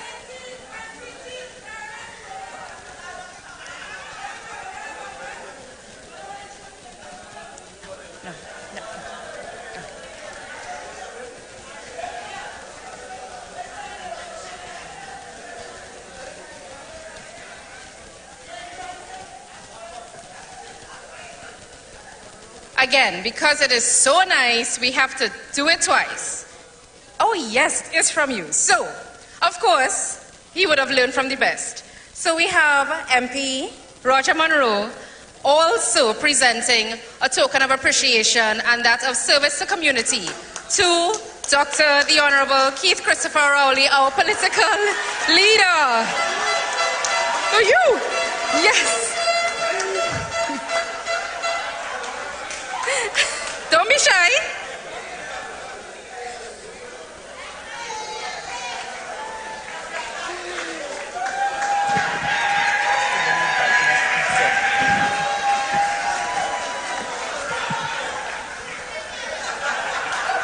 Dr. Rowley, we keep hearing about your farming skills. Now we want to see your cooking skills. We are all coming to enjoy this, right?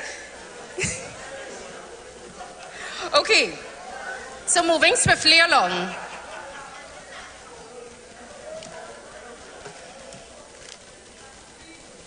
The newly minted Mr. Foster Ground Cummings. Yes, this is a man of the ground. This is a mover. He is an action man. He is a shaker. He's our next General Secretary, and he needs no great introduction from me. So I ask you all, resoundingly, to welcome Mr. Foster Cummings, our next General Secretary. They can't keep a good man down. Always keep a smile when they want me to frown. Keep the vibes and I stood my ground. They will never ever take my crown. Oh, God bless, I say no man curse. Things getting better when they thought it would be worse. Here comes the officers asking for a search. you draw first. But I'm so sad it was wrong. They just can't stop me now. Even when they said their tops, they just can't stop me. Digo Martin West. Let me hear you say, yeah, yeah. Even when they say this and that, they just can't stop me now. Great is the PNM. Great is the PNM. Great is the PNM. And we shall prevail. Anybody here from Digo Martin? I didn't hear that. Anybody from Digo Martin?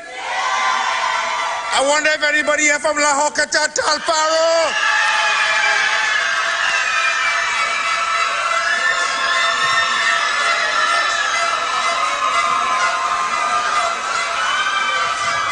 Beautiful.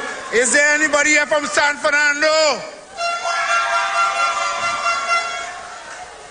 The PNM is alive and well. And if we can do this and there is no national or local election, then UNC and Kamla, you better understand, you will never see power in Trinidad and Tobago again. And it's because you're too thief. You're too lied. As soon as you get into government, you pull out a siphon and drop it in the treasury and try to siphon every ounce and every dollar from inside there. Never again, Kamla, never again. Never again, Kamla, never again. You see, it is the PNM. Let me acknowledge some people. You know, when I see you in your beautiful red, I just get so excited. I forgot that I have to recognize some people. We in Digo Martin West, and I went outside when the political leader arrived, and then I realized that I can't welcome him to his own constituency. Let us hear it for Dr. Keith Christopher Rowley.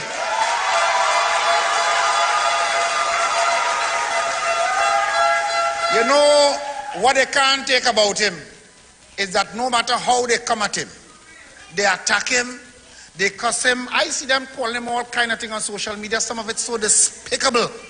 But he stands tall, and we fully support him as our political leader of the People's National Movement. I know he worked hard and built his house. The next person who vying for Prime Minister of Trinidad and Tobago is SIS Bill Hers. They tape off the sign of the vehicles rolling out of a pink house down in South. Never again, Kamla, never again. And don't worry, I buy some court clothes. I was forced to buy some court clothes because I came out of my little gate during the week and I saw a fella waiting outside patiently. I thought he came to bring something for me. I thought it may have been some kind of fruits or something. People like to give me little vegetables and things sometimes because they know I like agriculture. He come with about 4 packets of paper. He say, your name is Foster Cummins. I say, it depends on why you're looking for him. Are you looking to kill him? He said, no. He said, in that case, I am Foster Cummins. He said, I come to serve you. I said, serve me for what? I ain't do nobody nothing. He said, for the PNM. I say, in that case, I'm the General Secretary. I will accept it. And what are we trying to do in the PNM? Well, when they serve me them papers, you know me and my little Psalms, you know what I mean? You know? And when I thought about how they like to attack, you know, they like effing the PNM, they're fighting, they like to fight. They want to fight with Foster. I said, yeah! Do I walk through the valley of the shadow of death? I will fear no evil. For thou art with me, thy rod and thy staff, they comfort me. Thou preparest a table before me in the presence of my enemies, the UNC. Thou anointest my head with oil, my cup runneth over. Surely goodness and mercy shall follow me all the days of my life, and I shall dwell in the house of the Lord forever and ever. But God will help those who help themselves. After I finish the psalm, I call the political leader and we hire some good lawyers. And we went into the court and we put a sound curtail on them. To expand the democracy, I want to talk to you a little bit about the legacy of Dr. Keith Rowley as political leader of the PNM. Because you see, depending on how much energy and effort you put into the job, that is the result and the success you are going to get. So in the PNM, you, all of you in your beautiful red hair, gearing up, you want to go and vote on Saturday morning.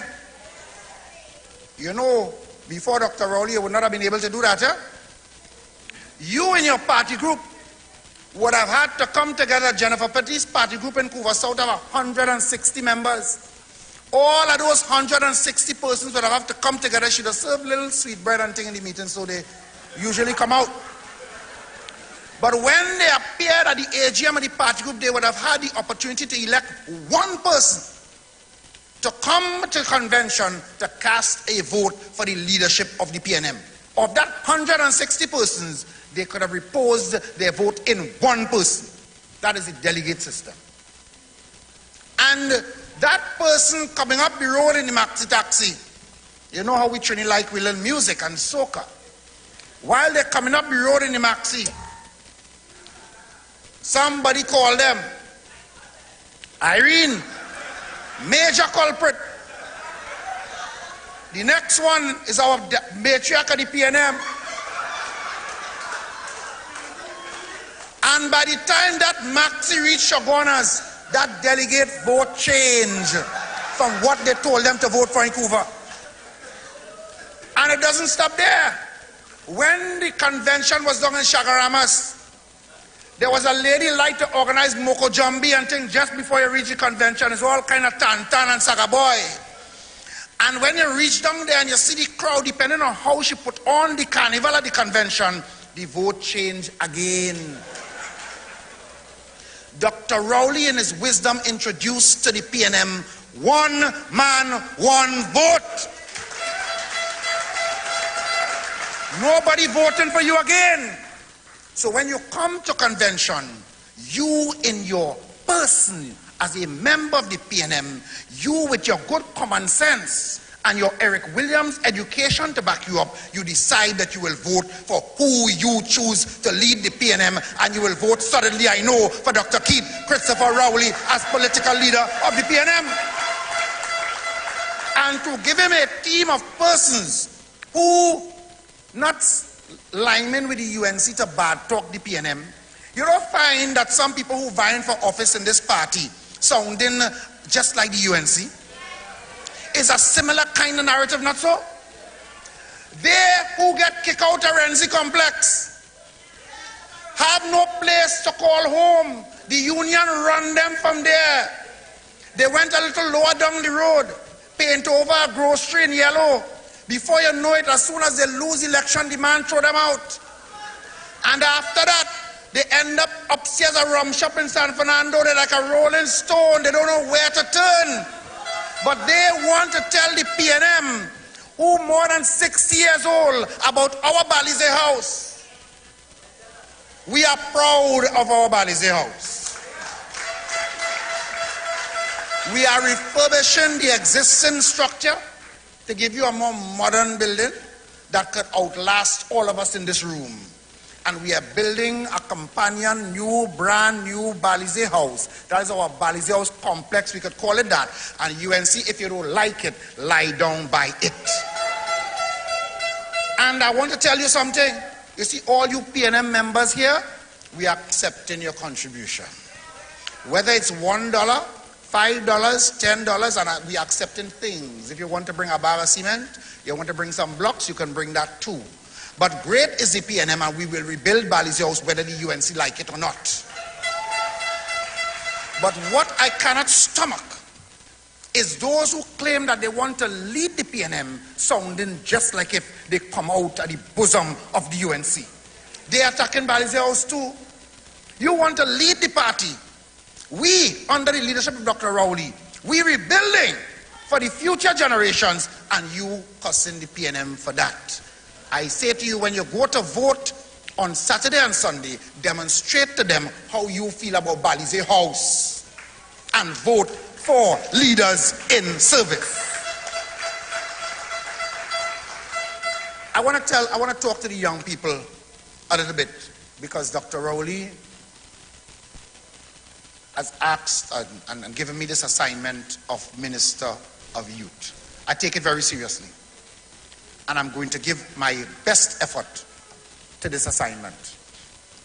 I want to acknowledge in this audience Karim Marcel. Karim, take a stand.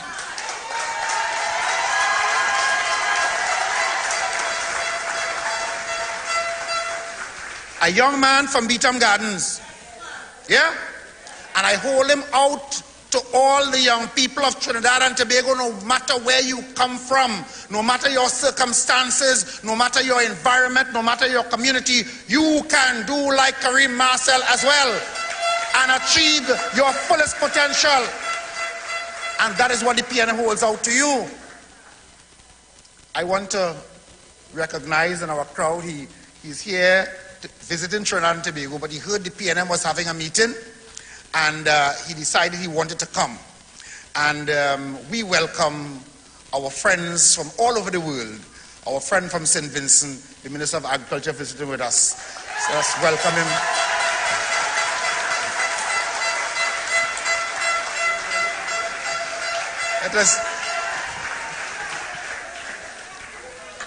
Today we launched, and that's Honorable Saboto Caesar, who is Minister of Agriculture in the government of St. Vincent and the Grenadines. Welcome to the House of the PNF. Today, at the Ministry of Youth Development and National Service, we launched a program. It is the Part-Time Youth Agricultural Homestead Program. And ladies and gentlemen, it is a program that gives the young people an opportunity to carve a career in agriculture. Young farmers, agro-entrepreneurs, working in partnership with the Ministry of Agriculture and the Ministry of Housing and Urban Development and the Ministry of Education, a whole of government approach. We have introduced this program to give young people training in agriculture through the UTT, training through the Unity Ekiaf in Centeno, and following upon that training, the government will give to these successful participants 2 acres of agricultural land, ladies and gentlemen.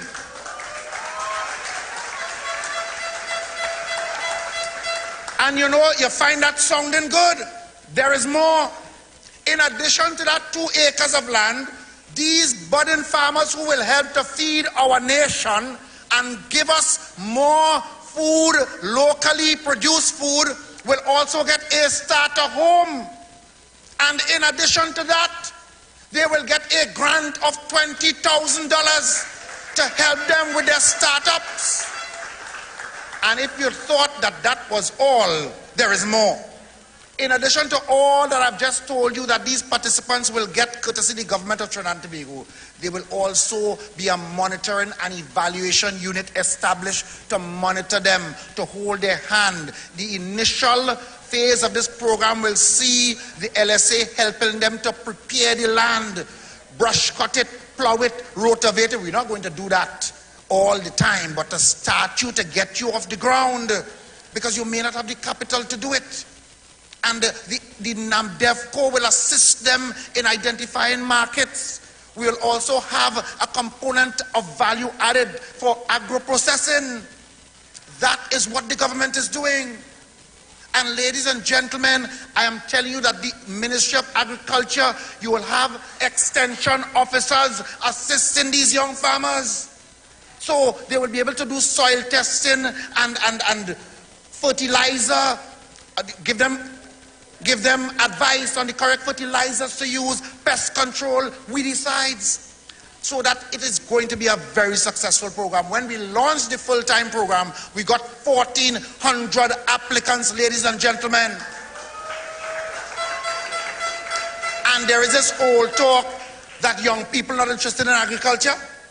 So when we realized that we could only take 200 from that 1,400, the government that cares about you, the people, the young people of Trinidad and Tobago, today introduced a part-time cycle to recruit another 200 young people to enter that program. And for those of you in the West who somehow think you may not have gotten into that program, let me just tell you some things about what the government will be offering the young people in Western Trinidad. You know that the Prime Minister visited Guyana some time ago. And following upon that visit, he saw certain things happening there that he was quite impressed with. A follow-up visit took place. I was involved in that with some other officials from the Ministry of Agriculture, etc.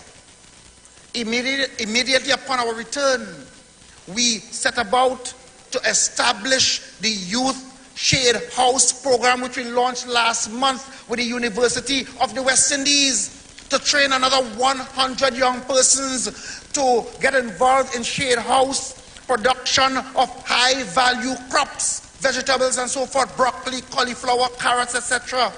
They are already at the University of the West Indies engaged in that program, and when they are completed with that, they will be here at Tucker Valley in your very own constituency, establishing a shade house project under a cooperative model. We'll form them into a business model along the cooperative line, and they'll be able to produce and supply the hotels, the fast food outlets, and you, the citizens of Trinidad and Tobago.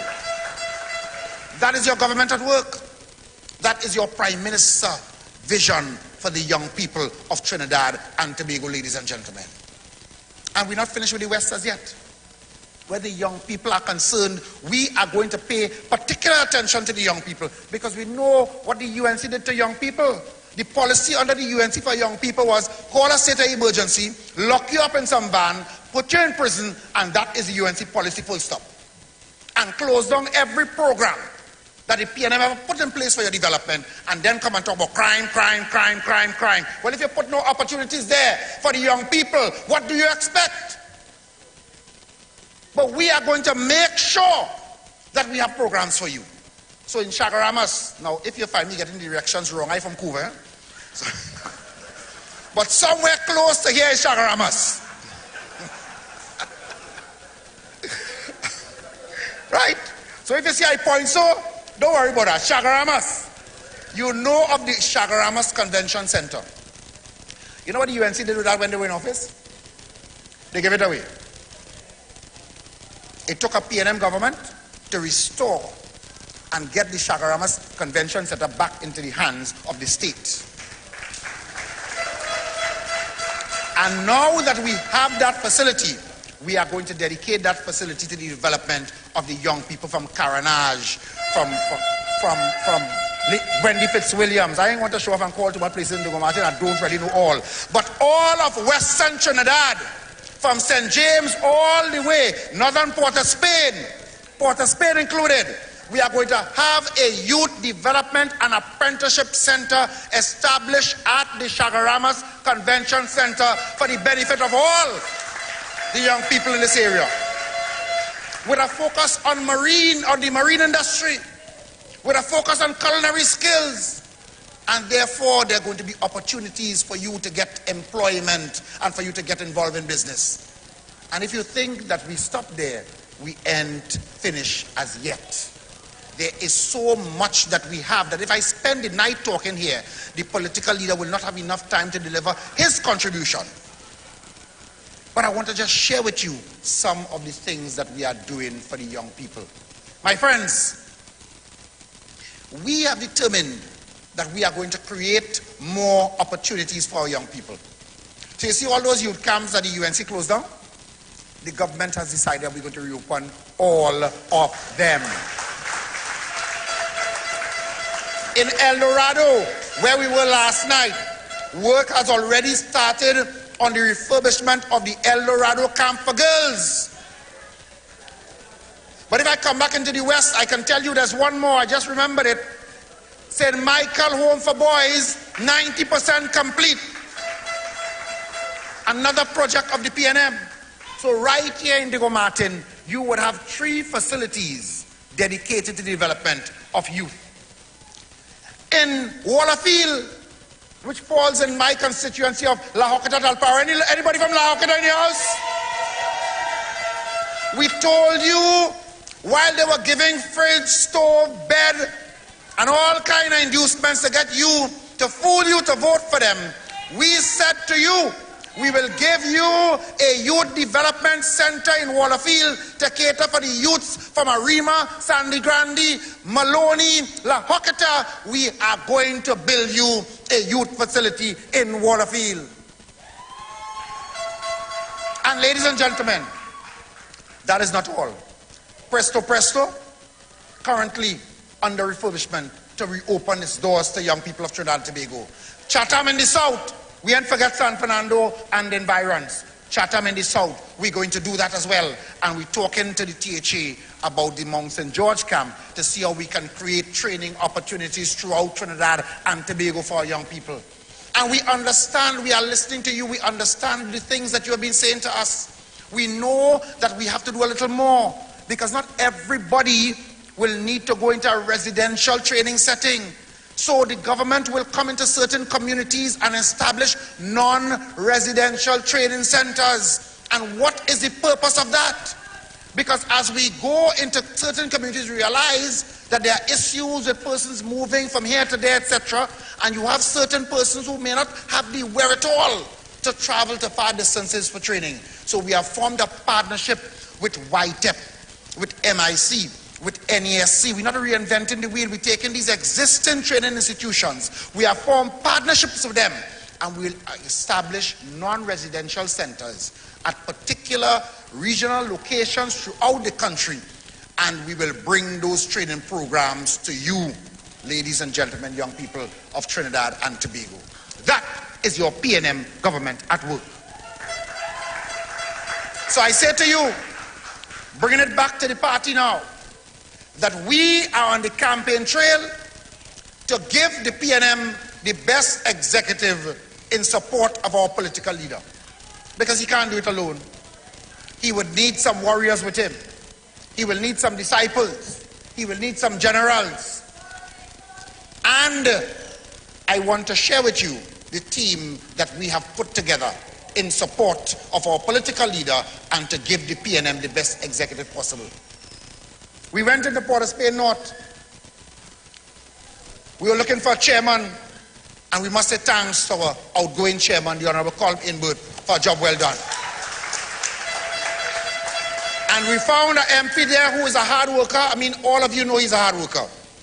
Some people call him the minister of everything, all kind of things they try to call the young man.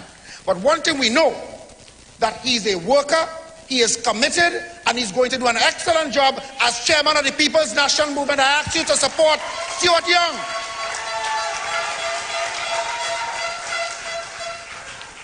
And then there's a lady who told us that she was an Adventist, etc., etc. She screened for one place, she ended up somewhere else, and all, and she hold the best Carry Festa. You talk about boss? She built 40 community centers, she hold the best Carry Festa, all sorts of things. But one thing we sure about, if she's a worker, we're looking for workers. As Vice Chairman of the PNM, Nyan Gatsby Dolly.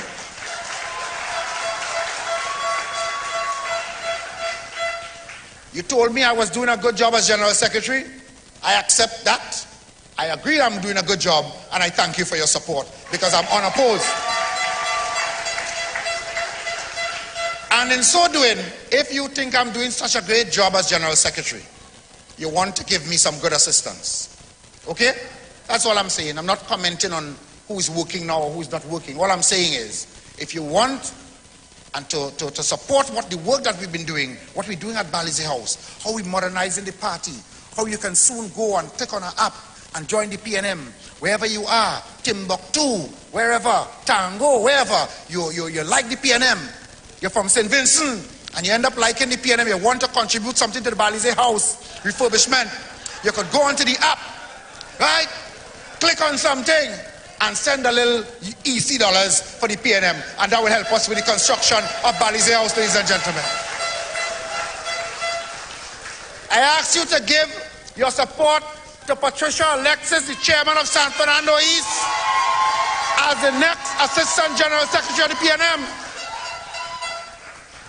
And ladies and gentlemen, you see all those donations I was just talking about? You want a fellow who, honest, he grew up very humble, he could count his dollars well and account to the PNM with some transparency and honesty. Please support Haji Kazem Hussein as treasurer of the PNM.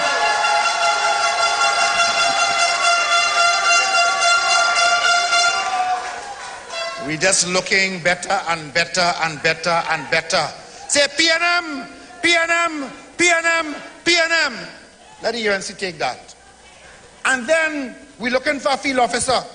So we went down San Fernando West because this fella down there, he likes to work in marginal constituencies, give the UNC some headache and just cause us to be successful. We say, listen, we want to transplant that throughout Trinidad and Tobago and beat the UNC bad in the next elections. We're going after Shogunas East. We're going after Maruga Tableland. We're going after Barataria Sanwa. We're going to whip them.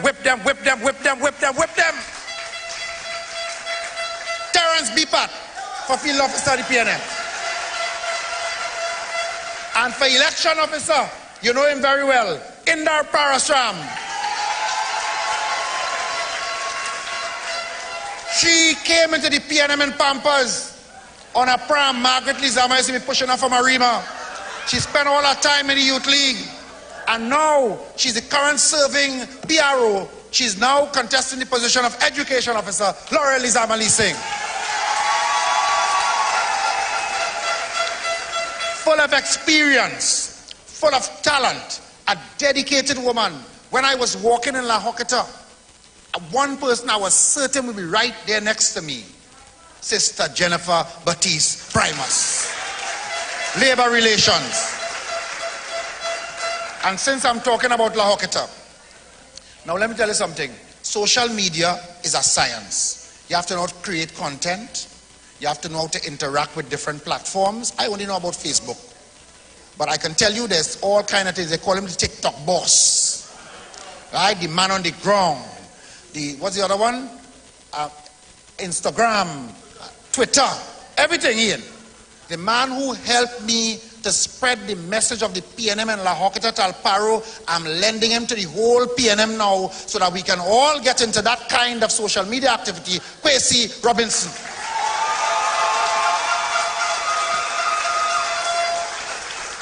It's Kwesi who tell them take the couch and vote PNM.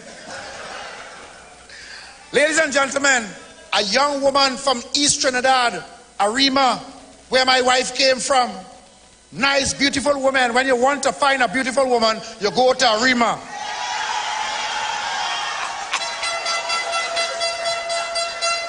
Janice Scott, for Youth Officer of the People's National Movement. Ladies of Diego Martin, you are equally beautiful. And for Welfare Officer of the PNM, Maxine Richards, who we are sure will do an excellent job.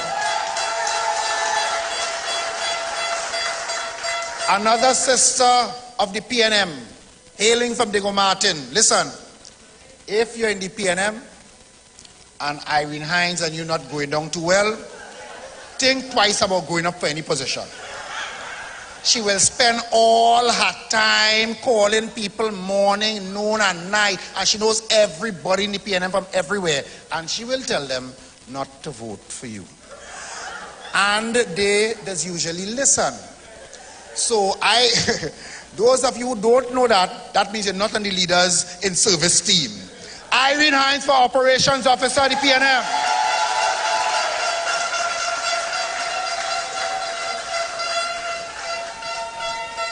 That's all. And our unopposed lady vice chairman of the PNM, Camille Robinson Regis. Our unopposed public relations officer, Faris Alwari. And that is a team, ladies and gentlemen. That is a team to represent you. Leaders in service. We say leaders in service because we are not your lords. We are your leaders, yes, but we will serve you with humility, with dignity, and with perseverance. And so, ladies and gentlemen, I want to take away from the MCs tonight and introduce right away the man who we have determined to support as political leader of the PNM. We will support him now, we will support him tomorrow, And as much as he say you're ready to go home, we will tell you when it's time for you to go home. Diego Martin West, could you stand for the man from Mason Hall, the man who has served this party, the longest serving member of parliament in the Republic of Trinidad and Tobago. He's the member of parliament for Diego Martin West. He is the political leader of the PNM. He is the Prime Minister of Trinidad and Tobago. Could you put your hands together and welcome to this podium the Honorable Keith Christopher Rowley.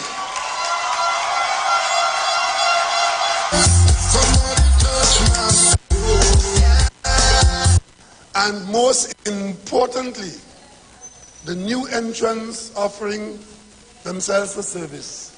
This battery of young people, I want on behalf of the membership of this great party to say you are our youngsters in whom we are well proud.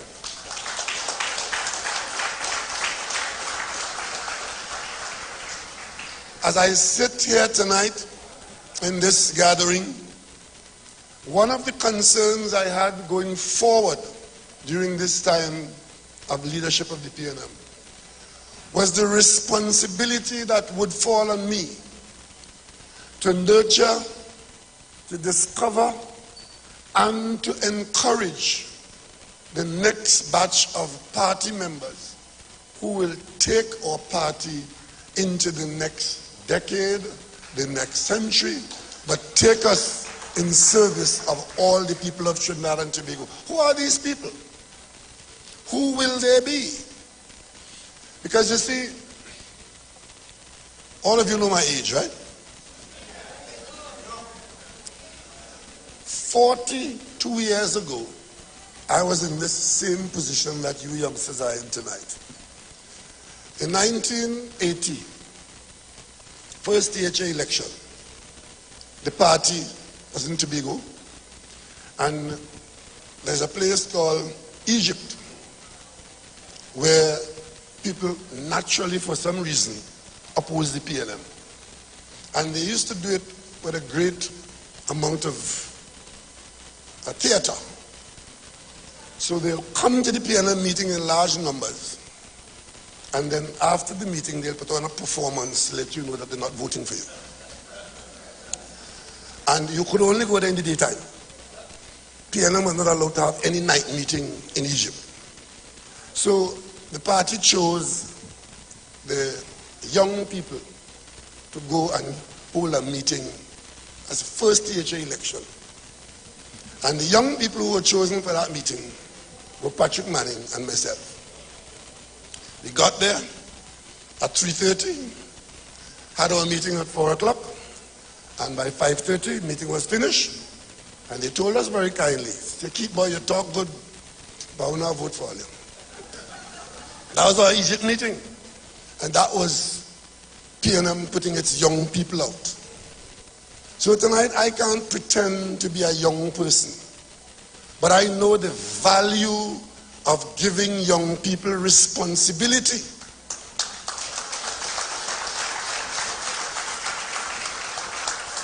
And most importantly, protecting them from themselves. Tonight, you welcomed on stage our General Secretary. He's the General Secretary of the party today. He is unopposed on this occasion. But there was a time, not too long ago, when Foster Cummings came to me and said, I'm interested in running for General Secretary of the party. And as a leader of the party, having responsibility to develop youth and to ensure that youth come forward when they're ready for the responsibility, I said to Foster, I'm happy that you have that ambition, but I will not support you on this occasion for that position. You do not have my support. Ask him opinion. But when I thought he was ready for the position and he came forward, he was supported. And today, he is a strength in the leadership of the PNM.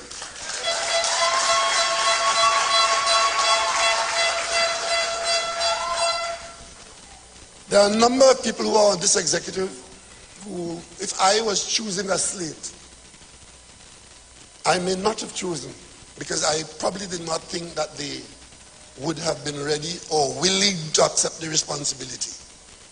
So at this period in the history of the PNM, when I am the leader of the PNM with that responsibility to pave the way from transition into the years ahead, I took the decision that I will not select a slate and then present that slate to the membership and say, well, that is the political leader team. And of course, everybody will say, well, that is the team to support. I said, I will sit back and allow and watch to see who will come forward, because I genuinely believe that leaders emerge. Leaders emerge, and you, the people, you will be wise enough to choose them as they emerge and reject those who are not worthy of your support. You are wise enough to do that. I was very pleasantly surprised, and I am now exhilarated to see who have come forward, both those who want to return and those who are coming for the first time.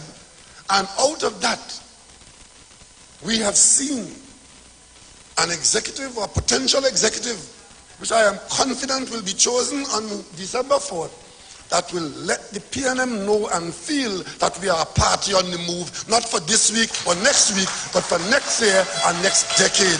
The PNM is in transition, and that transition is one to strengthen the party, and it can only be good for the country of Trinidad and Tobago. And none of them is the political leader's boy or girl. None of them. Because many of them will end up on the screening committee of the party.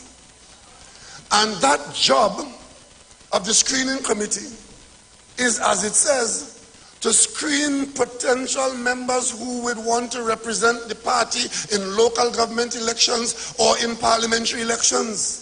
That is one of the jobs that the Constitution assigned to the executive members. So the minute an election is called or is due and we call for candidates, the screening committee already exists. This is not a party where the leader decides to select some people to be the screening committee. The screening committee is spelled out in the Constitution by office. You choose the people into the office. And the Constitution says those persons in these offices, they represent the screening committee. They are the ones who will screen people. Initially, the authority to screen candidates was vested in the political leader. And he had with him members of the screening committee to assist him in the screening. But of course, if you're assisting me to do something, I could accept the assistance or I could reject the assistance. That's what it was. So the way it was is if the political leader say this candidate ain't good, the screening committee could talk as much as they want and big them up as much as they want. If the political leader didn't want you, I distinctly recall in one screening a particular person came forward for screening who shall remain nameless. And the political leader then resisted that person's selection. And we talked and we talked and we persuaded and we attempted to persuade. And eventually he said, you know what? Only one so and so? All right, I'll give all so and so. But you have nowhere to get with me, eh? That was the screening. So, today, we've changed our constitution because we know when to change our constitution. We change the constitution and allow members of the screening committee not to be there to assist the political leader, but to be there in their own right, to vote in their own right in selecting PNM candidates for elections in the THA election, in the general election, or in the municipality elections. Members of the screening committee are having the authority to vote at screening. And so now somebody comes up for screening. It is what the committee says by matching how the votes go in the committee. And of course, you know, everybody will determine that you want a candidate that will best represent the PNM's aims and objectives. Isn't that progress? Isn't that how you prefer it? But of course, you're never going to get everybody to agree with you on virtually anything you do. There will always be a contrary opinion out of concern, out of fear, or out of just bloody-mindedness. But the vast majority of people accept these changes that we go from strength to strength. The political leader was elected for a period of 5 years. In that attempt to improve and grow our democracy, this party is 66 years old. Today, the political leader, when elected, will serve for 4 years because we made the change to reduce the term of office of the political leader from 5 years to 4 years. For good reason. For good reason. And it has been working well. When we go to convention on December 4th, that third day, Sunday, we will be going to our 50th convention.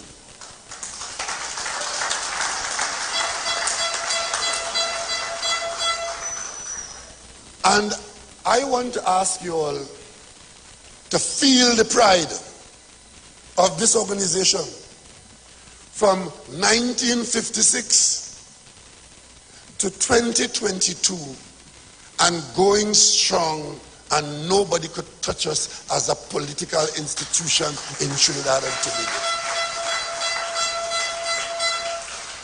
We have tasted victory in every corner of this country, except in Laventille and San Fernando East. We have tasted defeat in every corner of this country. But we stand strong and we stand predominant in the service to the people of Trinidad and Tobago. You need people of caliber to be in the executive of that organization. I distinctly recall when Jacona formed the ILP, that there were some people who came to me telling me, boy, the PNM in trouble. ILP take over Laventille. There was even a pollster who was telling us in polls that the ILP go win Diego Martin. Yeah, right. Then, so that poll went in the dustbin, and the results were the PNM won handsomely, because our party, we're not a fly-by-night organization. We have a constitution. And contrary to what some people with the curlers in the hair want to tell you, we have a constitution which we follow. So, as we go forward, out of this constitution comes this party. And out of this party comes the ideas and the actions for the development of Trinidad and Tobago. And you know, the French there was a particular Frenchman who said, the more things change, the more they remain the same. You know, when we talked about forming the Unit Trust Corporation in Trinidad and Tobago, that idea came from the PNM government of the time. There were people in this country who presented themselves as having expert opinion and opposed the idea of a Unit Trust Corporation, and gave good reason as to why it should not be encouraged in this country. And basically what they were saying, we of privilege want to preserve our privilege, but we don't think that those of you who don't have shares should have access to the benefits of a shareholding. Which is what the unit trust is. The unit trust holds shares en masse for the average person, and you take your money and you put it in the unit trust. The unit trust buys shares in companies that are doing well, and the profits of that company come back to, and it gets right back to you, the unit trust holder. Today, there is virtually no household in this country that doesn't know about the unit trust. And the vast majority of households in this country have some kind of saving or some kind of business in one of the premier institutions of the country, the Unit Trust Corporation. PNMI there, but it was registered. You know, a couple of years ago, when we won the case that Minister Young talked about here and got back taxpayers' money under government control, we got back $800 million at that time. And we were given advice as to what to do with it. This PLM government, which I led, said that what we will do is to create, out of that pool of money, a national investment fund, which we call the NIF. Use the assets of that fund to establish the NIF.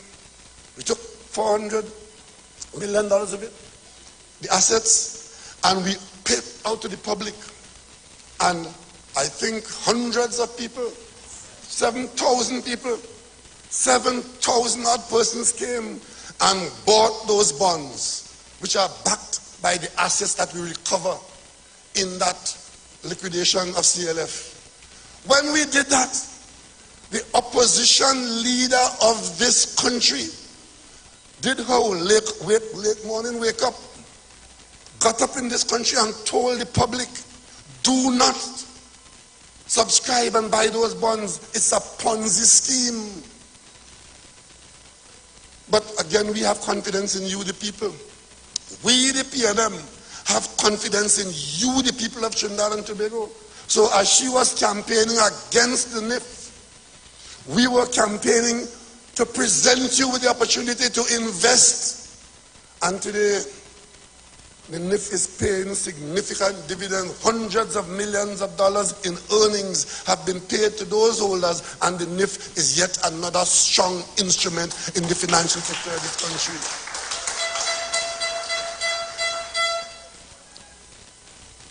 We offered a block of FCB shares recently in last budget. Offered to you FCB shares. They came out and started to scandalize FCB. Started one scandal, as they do, because every Sunday the UNC starts a scandal in this country. Every Sunday. And it takes the news on Monday morning, and unfortunately, some people in the media give them whole Monday morning and annoying you with stupidness for the whole week. Every Sunday, at that time when it was formed, they came out telling you FCB in trouble, the bank going to go under because they lent somebody in Jamaica $40 million and so on and so. You know what that was? There was this investment opportunity in Jamaica, which the FCB board, which is very excellently managed, decided that we will get involved in. Not the government, FCB decided to do that. There was a Jamaican company that wanted to buy the business and didn't get it. They get people in Trinidad, the opposition in Trinidad, to oppose and scandalize FCB when FCB is making an investment in the Jamaican economy for the people of Trinidad and Tobago. But why are you surprised by that? Why are you surprised by that? All of you in this room, every single one of you in this room, you have some dependence on the good fortunes of the energy sector. Because without the good fortunes of the energy sector, wherever you are, whether you are pensioner, whether you are vendor, whether you are teacher or politician, if the energy sector is not able to deliver in the way it has been delivering, the quality of life that we have come to know that we take for granted will evaporate. We know how much gas we have, what you call proven gas, and how long it will last if we don't find more from the fields where it is probable. At the peak of our extraction of that gas from within our border, we were using 4.2 billion cubic feet a day. But of course, if you keep using it up like that and not finding more to replace what you have removed, so there'll be less and less and less in the ground to come out. You don't have to be a scientist to know that. Every day, you're taking out 4.2 billion cubic feet. Our production started to fall because as the fields got older and older, the pressure dropped lower and lower, and you've extracted it. We got down to the situation where our peak production fell to under 2.5 billion cubic feet a day. That should be knowledge that you have and that this country must know. Down from 4.2 billion, the people in the UNC will tell you, because that is happening or because it happened, that low point is when the PNM is in office, it's the PNM causing that. They will tell you that. But when they were in office and it was down to 2.7 or 2.8, they didn't tell you it has fallen. What they told you was a lie, that the fall is due to maintenance that is going on. And once the maintenance is over, we will get back to where it was before. That was the UNC story to you. Of course, they're out of office, the maintenance over a long time, and the production is down. When we look at our reserves, we could tell how long it's going to last if we don't get new gas. So what did we do? Over and above all the things that we had to do in Trinidad and Tobago and run the country's business, one of the things that we gave a lot of attention to is to try to get more gas from somewhere else. Because we have Point Lisas, and without gas, Point Lisas will become, the whole of Point Lisas will become like the steel mill that is down there now. There, but can't function because you don't have enough gas. So your government started looking around. Where they were, right next door to us. The Venezuelans have large gas fields, which they are not producing from, which there is no real program for production. They don't have a Point Lisas industrial estate. So it seemed to have been the common consideration that if we have the plants and we have the need and there's an international market for it, let us try and get gas from next door. It is common all over the world where gas comes from one country to the other. You would have been hearing the news about Russian gas going all the way to Spain, passing through all the other countries and getting there by pipeline. We have gas next door, 17 kilometers away from our nearest platform. So your government made an effort to get what Venezuela has never done, get Venezuela to agree to have its gas come to Trinidad to be processed at Point Lisas, and we all market and we all benefit. You know what was the action and still is the reaction of the UNC and some people in the media in this country? Is to oppose it. And when we face difficulties as we have been facing with respect to the US sanctions against the Venezuelan company PDVSA, they put that forward, the jargon deal dead, and they laugh as though we win something. What in effect they're laughing at is the disappearance of a possibility of an extended future of the government of Trinidad and Tobago and the people of Trinidad and Tobago staying in the gas business. What kind of people will do a thing like that? And then calling on the United States government to sanction Rowley and Stuart Young for talking to the Venezuelans. All over the world, people are rejecting colonialism and the heavy hand of the powerful against the weak. In Trinidad and Tobago, the opposition encourages. They write letters to the American embassy asking them, please sanction Rowley and Stuart, because we are lying that Paria is providing fuel to Venezuela and breaching your sanction. The official opposition in this country, that is their position. And they go all over the world telling people, we must support President Guaido. They have one they call Duppy. Right? He, up and down, pretending that he's foreign affairs expert. And we must support President Guaido. Where is President Guaido today? He doesn't even have a seat in the parliament of Venezuela. But that is Venezuela political business. We always maintain we are not interfering in the internal affairs of Venezuela. And we also maintain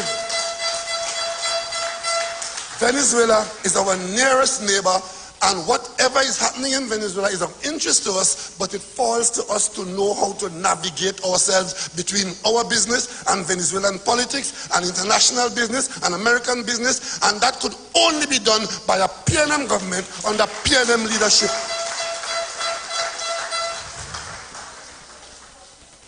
So, PNM leadership is not to be taken for granted by the people of Trinidad and Tobago. Because without the PNM leadership, your pandemic would have been managed without the science. It would have been managed by punching rum and sunshine. Well, the punching would have been normal for some people. But for the member of parliament for St. Anne's East, I don't know what she would have done. Because they would have thrown out the church immediately. Right? Go on telling people to drink punching rum. That was the end of you. So, but even so, there were other places in the world where people had different opinions as to what the virus is and so on. The only place where the government had to fight the virus, fight in the hospital, and fight in the courthouse was in Trinidad and Tobago. Because the opposition put more effort into taking the government to court rather than support the government and the public servants in fighting a virus that killed 2 million people in the world. It reached as far as when they had gone so effectively in telling people that the doctors in the hospital were causing people to die because they were mismanaging the clinical management in the hospital of patients. I had to put a team of expert doctors to go into the hospital and examine the doctors who were in there and report to the country, and they reported to the parliament saying that our doctors are providing international standard care. But we had to spend $14 million in the court to defend accusations and allegations made by the opposition against the public servants. Up to this day, I have never heard a word of thanks from an opposition member to Dr. Parashram and his health team. Not a word. Not a word. But that is the kind of leadership you get from them. But from the PNM, you get leadership that says, if no vaccines are available, we will fight until we get vaccines. While vaccines were not available, we couldn't buy a vaccine. We couldn't get one anywhere in the world to borrow. They were out there, where the vaccine? Where the vaccine? Bring the vaccine. And they knew that countries like ours could not buy vaccine even though we had the money to buy it. But your government was able to talk to other governments and other entities. As far as South Africa, we pounded the corridors in Washington. We spoke to the people in Canada. And of course, at the end of the day, we got a supply of vaccines. And for those who were willing to vaccinate themselves, every person in this country who wanted to vaccinate him or herself was able to get vaccinated. And while the virus is still around, while the pandemic is still in effect around the world, it is less virulent than it used to be. Our future is brighter today in more ways than one than it was in 2000 and short of the pandemic. I can tell you, it is fortuitous that when this pandemic occurred in Trinidad and Tobago, an event that has not occurred for over 100 years, that there was a PNM government in office and the PNM government protected the people of Trinidad and Tobago. You heard tonight from Dr. Dolly. No, it was Dr. Dolly. The portfolio that she got when we won the government in 2015. It was 3 ministries that we collapsed into one. Think about that, eh? There was 3 ministers costing 3 sets of monies that was doing community development, culture, and diversity. 3 ministries into one without batting an eyelid. But the creme de la creme is that we had good reason to believe that in this country there were people who had removed large volumes of cash from the taxpayer and had it under the bed, in holes in the ground, in barrel, and so on. And we knew that had the government not taken action, they would have benefited from their thievery. So what did we do? We changed the $100 bill. And when we did that, of course, those who had a problem with it, who had money they couldn't explain, man, they were up in arms against us. And they got their friends who are pretending to be PNM on the radio and all about talking about, oh, it's a bad time to do it, and the economy going to collapse, and la la la la la la la la la la la la la. Right? Today, I'm sure you have forgotten that we used to have some old cotton $100 bills, because you are so happy with your new $100 bills that you have forgotten them all along. Come, that is now history. Go back and look at what they were saying. We have conducted the most effective demonetization of any country in the world. And when we were finished and the central bank had carried out its responsibility over the 3-month period, you hear them saying how, some of them still saying how we make people didn't have the opportunity to change their money. Some people. When we were finished, $500 million never came back to the central bank. People in this country had $500 million in cash, which they could not bring back and exchange, because you could have gone and exchanged it anywhere, any day, anytime, any place. But if you had money you couldn't explain.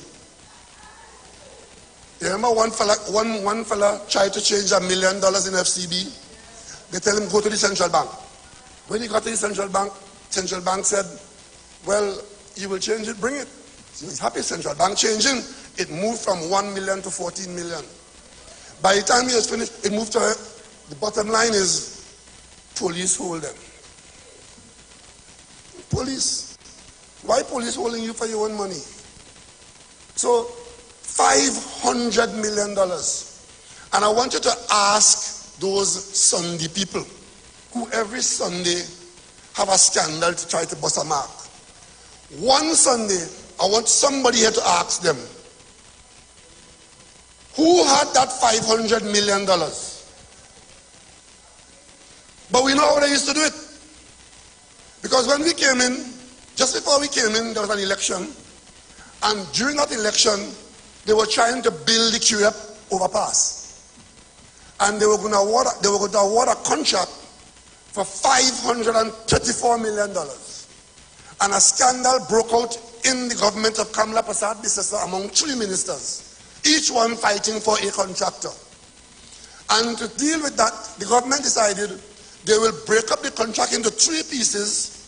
One contractor will get the northern part of the overpass. One will get the actual overpass over the road, and the third contractor will get the piece to get off. That was Curia overpass. $534 million. I didn't see a single editorial or a single column questioning the size of that contract, or even questioning why 3 ministers are at loggerheads. In fact, one of them got fired in the process. Government changed in the election. We came in and we cancelled the arrangement. And we went out to tender for the same overpass, which we added an additional side road on the northern flank. So a little piece more of the contract. We did that for $219 million.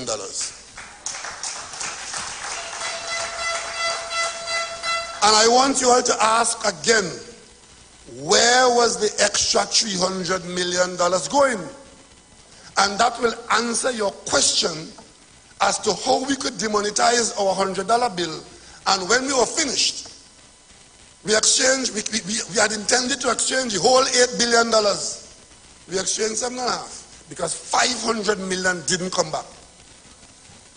And tonight I tell them, keep that as souvenirs for as long as you want. Because you wouldn't even make good toilet paper. So, ladies and gentlemen, elections have consequences. Even elections to determine who will be the executive of this party. Elections have consequences. We are conducting our election. We have no difficulty with any party member offering him or herself. You would have noticed that I have said precious little about the aspirant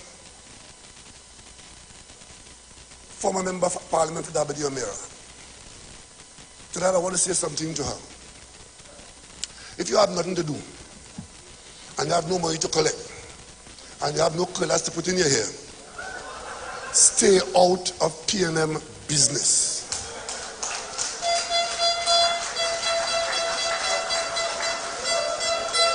Because with all the issues, I could stay here tonight. I could talk until the sun come up tomorrow about our experience in Trinidad and Tobago. But I don't have the time. I don't want to detain you. But when a member of parliament, a former minister of finance for a few months, whose only record that will survive is what was done and wasn't done around Clico, and a property tax that was, you know, I heard my opponent saying that somebody offered her. I see her saying it over and over. Somebody offered her a senatorship and she refused it. I want to make it abundantly clear tonight to the world that whoever offered that lady a senatorship, it was not the leader of the PNM, because under no circumstances did I ever consider anybody with that kind of record to be any senator in the opposition to the PNM. And if she name woman, she must name the person who offered the senatorship. Name the person, because as far as I know, the only person who could have appointed senators in the opposition was me. And I know of no such approach, not even contemplated, far less to be offered. And then you come to Balize House to offer to be the leader. As I said earlier on in the speech, leaders emerge. So she emerged as a potential leader. She comes to Balize House. And you know,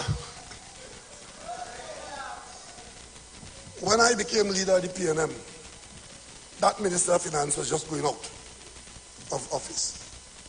Among the things I met was a huge debt that the party owed and people demanding to be paid, and staff at Balize House that could not be paid. I am, by our constitution, political leader who is also chairman of the donations committee, meaning you have to find money to run the party. Balize House staff could not be paid. I went to a particular party member who is not without some means and told him about our situation, not being able to pay the staff in Balize House. And this party member listened to me, and in the end he said, how much do you need to pay the staff? And I told, and he gave me the support to pay the staff the 2 months that was owing and for an extra month. If a party member would have done that, what business is that of Karen Tishera and Kamala Prasad Bisesa? There's another party member I went to in those circumstances, and I laid out the PNM case again to the party member. And I know the party member could have helped. And he said to me, I will help you next week Tuesday. Come by and I'll help you. When I went by the Tuesday, I sat, we spoke for a while, we had a drink, and then I needed to take my leave. And I said, you know, how about what you promised me? He started to give me a story that, well, I don't think, and the long and short of it, he didn't give me $1. And I remember driving from there to my home in Goodwood Park, thinking about how PNM had helped some people. And tonight I went to this man who could help, and this man did not give me $1. And ladies and gentlemen, the tears came to my eyes. I could not believe that ingratitude could be so ingrained in some people that you could have benefited so much from the PNM, and he let me leave without $1. So it comes in all forms and fashion. But when this member who wants to lead you now, because all of a sudden she has found that the PNM need new leaders because the current leader is failing here, there, and everywhere, including he don't like women.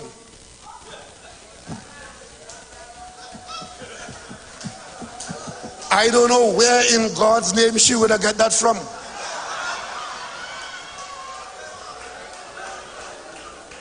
But any damn nonsense the UNC talk, they pick it up and regurgitate it.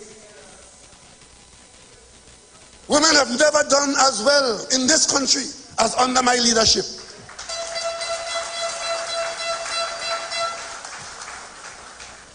I don't want to go into the UNC record of dealing with women. I want to have a private conversation with the opposition leader on that, because some of my facts are not for public consumption. But I'll tell you, we in the last 12 years, we have been raising money to build a new headquarters on land that we inherited from the Eric Williams days. And we had 3 raffles. In fact, today I had to call the Minister of Finance who gave it to me. Tell me what records you have in the Ministry of Finance that show that the Minister of Finance of Trinidad and Tobago on 3 occasions authorized the PNM to conduct multi-million-dollar raffles. We had 3 of them. And out of those 3 raffles, we raised almost $30 million.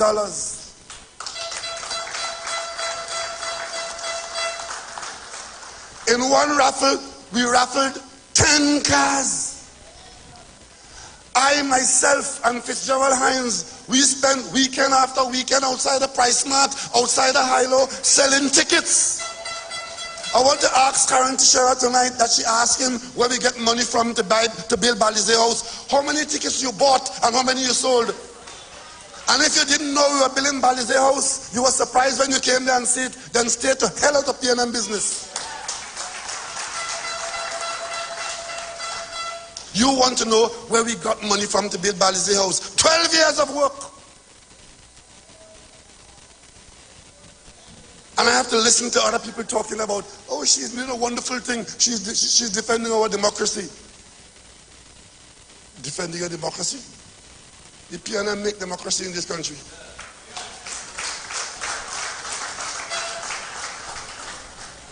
And then have Wade Mark and the UNC asking for investigations. Asking for investigation. I tell you, every Sunday the UNC try to bust a mark in this country. One Sunday, is my sheep in Tobago is market. They call a press conference to say they want an investigation. A colleague from Australia who came here, and I was detailed to see him around. He came as in a parliamentary visit. So me and this man talking, and I know Australia has a lot of sheep and farming and things. So he said to me that he too is a farmer in Australia. I said, oh really? And he said, I have a small farm, a little one. You know, Australia has these, what they call stations, sheep farms with millions of sheep. He said, I have a small farm. So I said, how many sheep you have? So I only have 10,000. Right? My colleague from Antigua, Gaston Brown, Prime Minister Gaston Brown, it's Farmer Brown, they just call him. My colleague from Guyana, Irfan Ali, harassing me every day to come and visit him and spend some time on his farm in Guyana. He's a big farmer. But in Trinidad and Tobago, the UNC calling for investigation of the Prime Minister because I get him 2 salaries because I have 5 sheep in Tobago. You see how these people, just scandalous and just basically stupid?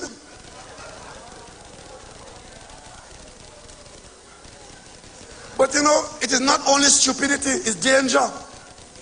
When Patrick Manning, leading our government, said that we needed offshore patrol vessels to patrol our borders, the procurement process was public.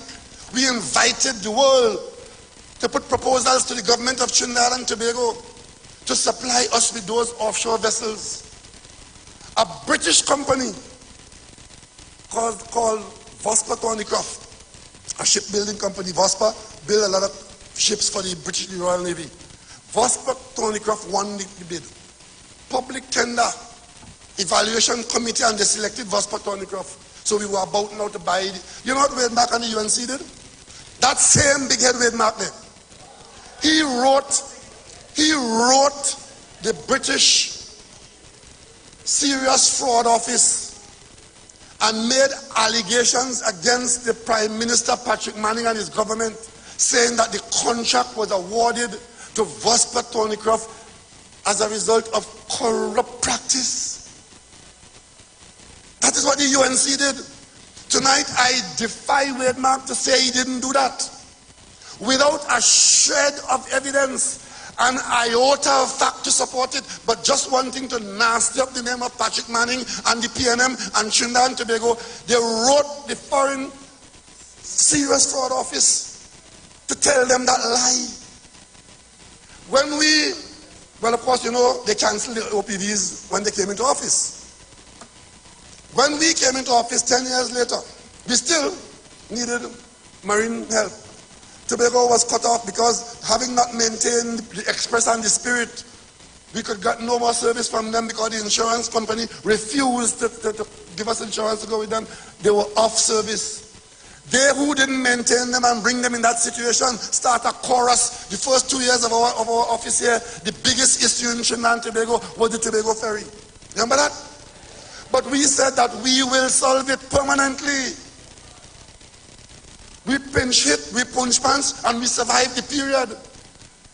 I, as your leader, your PNM leader, your Trinidad and Tobago leader, I went and I met Malcolm Turnbull at a meeting. He was Prime Minister of Australia. I met him at a meeting in England. We were there as Commonwealth Prime Ministers. And I explained to him Trinidad and Tobago's difficulty. We have good relations with Australia. It was through the Australian government and their export bank that we had bought the Spirit and the Express as used vessels, but using Australian money. And I asked him to help. Immediately he called the foreign minister who was there, and we put his foreign minister and our foreign minister, Dennis Moses, to work together and arrange a trip for me to go to Australia. And we went there, and then we came here.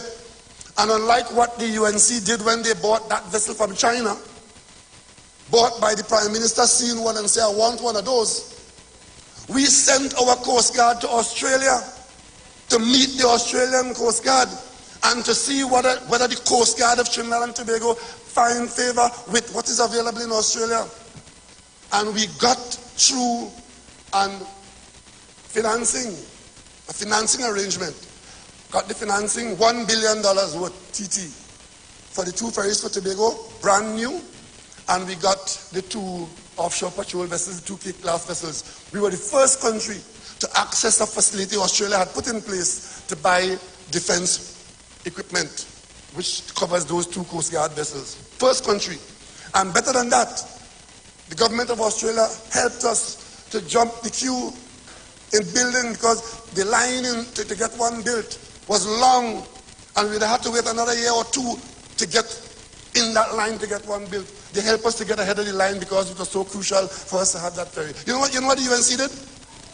You know what the same UNC did in those circumstances? You would think that they would have been happy to know that we are solving this problem and support us as the opposition. I heard them calling themselves now the loyal opposition. The reason why they have to do that is because they know they're so disloyal. They wrote the Australian opposition They wrote the Attorney General first in Australia and told him the same thing they had told the British when Vosper Thornycroft had won the bid under Patrick Manning. Told the Australian Attorney General that Malcolm Turnbull involving corruption with the Prime Minister of Trinidad and Tobago over this matter of getting those 2 ferries for Tobago. That is what the UNC did under Kamla Prasad Bisesa, Wade Mark, and the whole group of that cabal. And when the Attorney General told them, well, if they have evidence like that, send it to the Australian police, but he could not get involved in scandalizing the government of Trinidad and Tobago and the government of Australia. You know what they did? They wrote the Australian opposition asking them to politicize this thing. Of course, they were ignored by the Australian opposition. Those are the people, when they're not calling on the Americans to sanction us for looking for gas in Venezuela, when they're not writing the British to prevent us from getting offshore vessels, they're writing the Australians to stop funding the Tobago ferries, and then they want to lead the country. It's the same thing with my opponent here this time. They have something in common. I don't know if it's the water they drink, but I think it's the company they keep. But you, the members in the party, you are required to come out and vote on Saturday, on Sunday, or to vote at convention at your convenience. We have had to defend in the court the fact that we have made voting available on Saturday and Sunday in the 41 constituencies. That seemed to have bothered some people. What we have done, party members, is to allow you with your one man, one vote. Most of our party members don't come to convention. So you can still take part in the process if you're home in your constituency. And we've published in the newspapers where that voting will take place in each of the 41 constituencies. So if you choose not to take part, that is your right and that is your choice. But if you do choose to take part, we have made it possible for you to vote either Saturday or Sunday or at convention, and to vote at convenience in your district, or to come to convention and vote at the convention. What business is that of other people? And you know, even as they are trying to disrupt and badmouth our process, they are holding themselves up as defenders of democracy. How making it possible for more people to vote be against democracy? So I say to you, we'll fight them in the court, we'll fight them in Cedros, we'll fight them on the beaches in Tobago, we'll fight them on the streets in Belmont, we'll fight them in the valleys of Diego Martin, but wherever they come, we'll beat them in the north, we'll beat them in the west, we'll beat them in the south, we'll beat them in the mouth, and we will beat them, beat them, beat them. You will choose your leader. You will choose your leader. And you will know that when you do that, and you make the kinds of choice that you will make for this executive that has emerged and which has my full support, and I associate with them with pride and satisfaction. Many of them have worked with me or are working with me. Many of them I have nurtured, not from the cradle, but from the political cradle. And I am pleased beyond to know that this is the team that has come forward on this occasion to move in this period of transition, to take the baton and ensure that when the race is called, the crowd will be shouting, "Great is the PNM, great is the PNM, great is the PNM, and we shall prevail."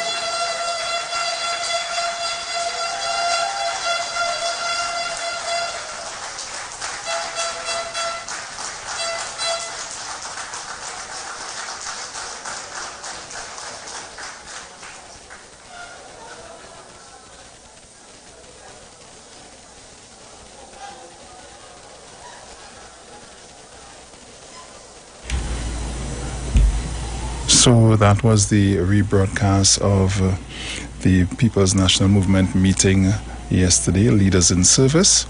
All right, so we take you back to your regularly scheduled programming.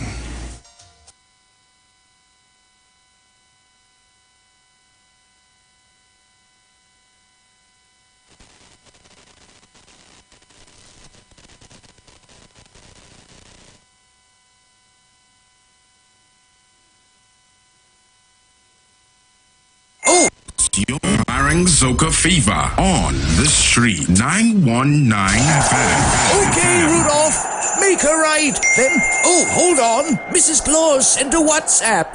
The elves are hungry. Pick up a Royal Castle Queen bucket, a King bucket, some royal wings, a family meal, a few combos, some extra delicious coleslaw, crinkle-cut fries, potato salad, and a snack box for yourself. Oh, and don't forget that delicious honey mustard sauce. It's really lashing. Okay, Rudolph, let's get that delicious local Trini flavor. Royal Castle, here we come. Royal Castle is the local something that makes it all taste better. Happy holidays from Royal Castle. Let me go.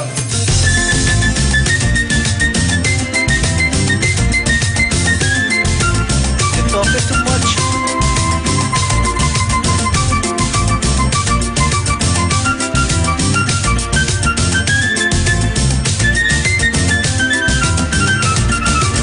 If you see your neighbor while shopping in Trevor, hush your mouth, hush your mouth.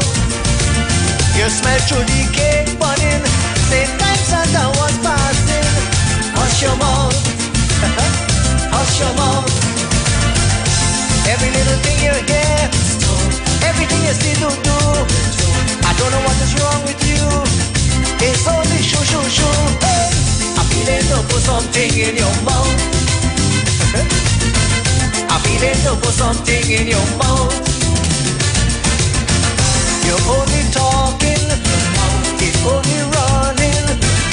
People business is only calmness. Hey, I feel it to put something in your mouth. And you know what I'm talking about. Like a piece of ham, a piece of pastel, like a drink of rum, I drink a sorrel. Hey, I feel it to put something in your mouth. You know that way what I'm talking about. Oi, oi, oi, oi.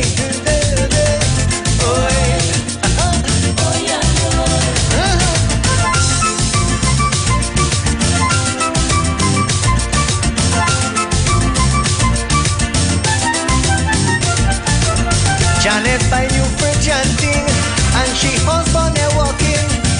Hush your mouth, hush your mouth.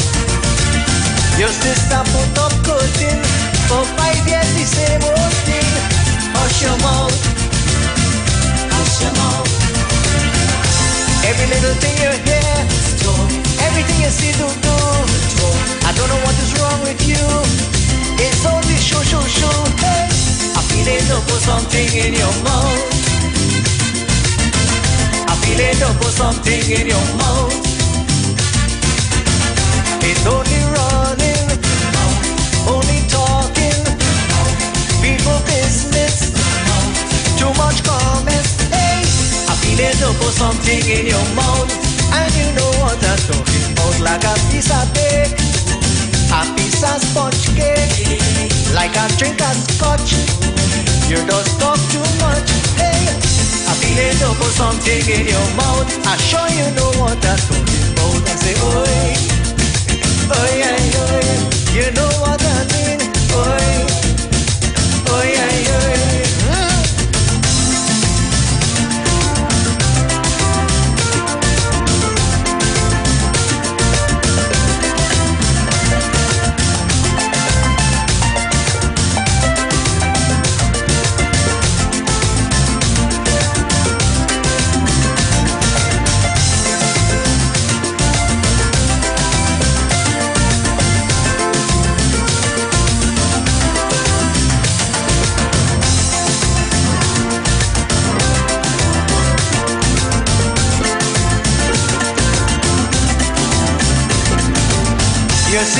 boy rock sing, get scotch and drink it.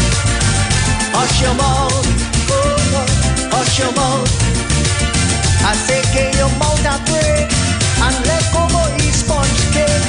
Hush your mouth, hush your mouth. Every little thing you hear, everything you see to do. I don't know what is wrong with you. It's only shoo shoo shoo. Hey, I feel it to put something in your mouth. I feel it to put something in your mouth. You're only talking, it's only running. People business, too much comments. Hey, I feel it to put something in your mouth. And you know what I'm talking about, like this a tattoo, lap of manico, some wine and turkey, a milky lolly. Hey, I feel it to put something in your mouth. You know damn well what I'm talking about. I say, oi, oi, oi, oi. And that was your Parang Zoka Fever on the street 919 FM. Christmas is coming, and we're heading back to T&T for that famous Royal Castle chicken. We just love the Royal Castle family meal with those 12 pieces of tasty chicken, the 6 yummy sides, and that refreshing 2-liter soft drink. It's just perfect for a nice Christmas lime. So if you're hustling and bustling like me, or if you just want some great tasting food, pick up the Royal Castle family meal. Happy holidays from Royal Castle. Ho, ho, ho, ho, ho. Lift your hands, everybody. Team, begin to lead us as we worship the Lord. Come on.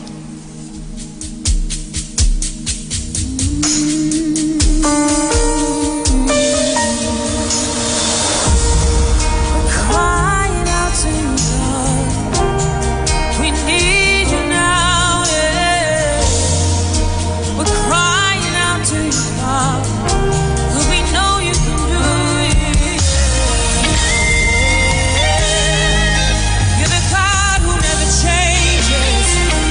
You're the God who is eternal. Yeah. We cry out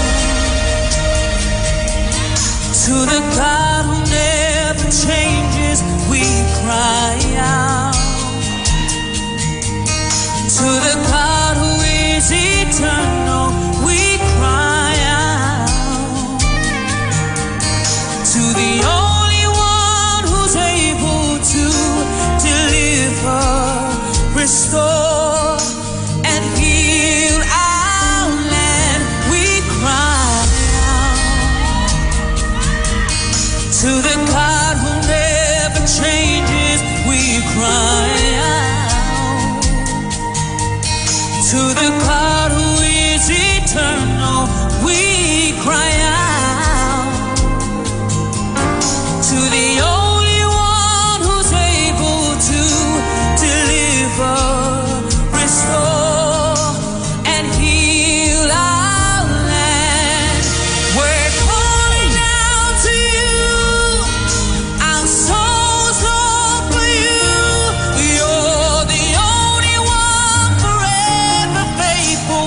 You're the God who's always able. We're calling out to you. Our souls long for you. You're the only one forever faithful. You're the God who's always able. You're able, God. Do I have any worshipers in here that will say that He's able? Oh, you're able, God. We cry out to the God who never changes.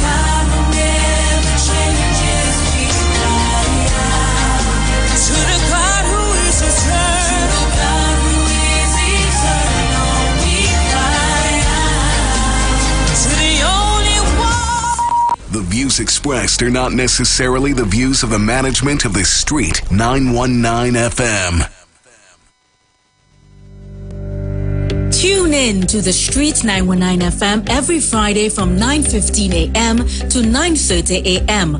with Kingdom Health Services, situated at number 125 Eastern Main Road in Tunapuna. For the program, Health and Healing, merging the old with the new with Mr. Brent Diet. For more information, call 318-7471 or 484-0141 or 360-4100. It's all about Kingdom Health Services on the Street 919 FM.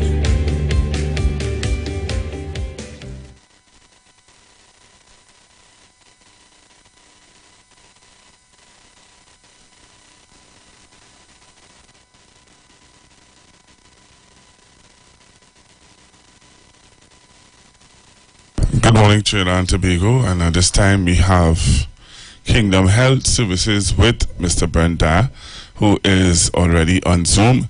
So let me say good morning to Mr. Brent Dyer, and he is going to take you until 9:30 today. So Mr. Dyer is already here. Let me hand you over to him. Good morning, Mr. Dyer, sir.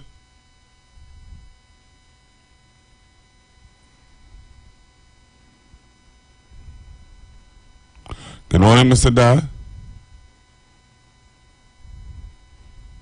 Hi, good morning, Pastor Google. Can I start? Yes, you can. Okay. Okay, great. So a pleasant good morning, everyone.